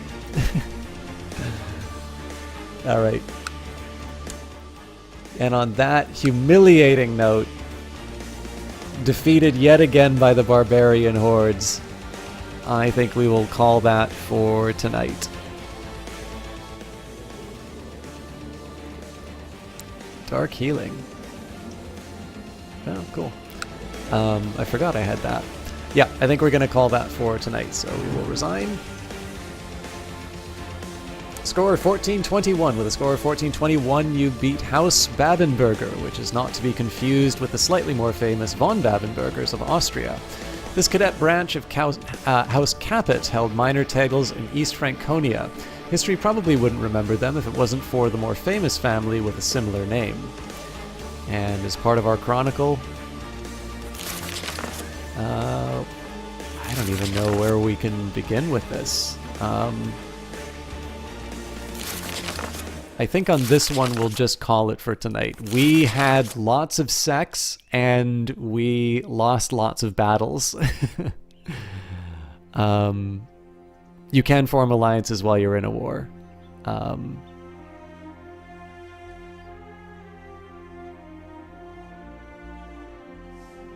But yeah, I will admit this probably was not my best round. I obviously made a really stupid call with that attack, but it was partly because I sort of knew I had a file in the back. Okay, so one of the admissions, the really stupid stuff that I did because there is a duplicate of the save file, so we're not actually going to be picking up from the loss of that war. But it kind of gives you an example of how difficult my current situation is.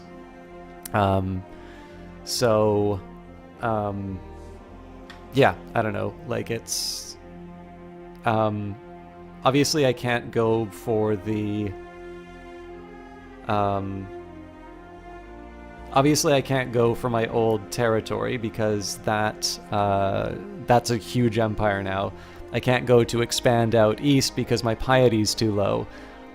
So I'm sort of stuck in this situation where I have under 1,000 troops and I don't really have anybody to sort of help me on the border. So it'll be interesting. I definitely want to come back to this and sort of see if there's a way that I can work my way out of this hard position. But it's definitely going to be a bit of a struggle, so it'll be neat. It's actually one of the first times I sort of feel like I'm not guaranteed to win in Crusader Kings 2. So yeah, that was fun. Even if admittedly a little silly. I will confess I am not 100% sure what's going to be going on with Cultist Simulator on Wednesday. The ideal for me will be that I do play it. But it's possible that I will be going to the Dirty Rectangles thing on Wednesday. And if that happens, then I'm going to need to wait until next week for Cultist Simulator. So stay tuned for that. I should announce it on Twitter. Just a quick reminder for those of you who do like the Elder Scrolls things. Oh, apparently I can't put this link down. Just give me 1 second, please. I have no idea if that was fun for you to watch or not, but hopefully that wasn't too bad. So, for those of you who like the vodcasts, this is the next game in the Elder Scrolls series. This is the Elder Scrolls 2 Daggerfall. I will admit I struggled a bit with some of the controls in this episode. So there's going to be some spots where I kind of just figure, like I'm just figuring some things out, but I will admit, Daggerfall is a very impressive game. So I hope you guys enjoy it. If you do want to watch it, I do encourage you to get in there from the beginning. And the reason for that is I do character creation from the very beginning, and you get to see little things like well, I mean, basically you get to see the changes in terms of how character creation works in Daggerfall, and I think it's a really interesting system. So I hope you guys find that interesting as well. But you can click on that event. That will be happening at 7 o'clock tomorrow, 7 o'clock Eastern Time. So basically in about 21 hours. So I hope you guys can find that. I also want to take a quick second and say thank you for writer David H. You've been a pleasure to have in the channel, and obviously you just followed today, but I'm also sorry to hear things have not been going well for you, so I hope things pick up. Obviously, I hope you all have a good time in that, but I did want to take a minute to recognize that, because I know my interaction was a little mixed on some of the later ones. And finally, I'm not 100% sure what I'm going to do on Friday. In one sense, I'd kind of like to do the big sort of Battlefield send-off, but I might actually go back to Mass Effect. And I think probably what might determine that is what happens on Wednesday, whether or not I stream. And then finally, I'm going to try and do another Surviving Mars sort of a relaxation cast, so it might be that I wind up doing an equal number of vodcasts as I do regular casts. So if you guys are interested in that, again, obviously let me know. So, too bad Captain won't be here to say goodbye. Oh yeah, to go. Yes, I completely agree. But that's how these things work sometimes.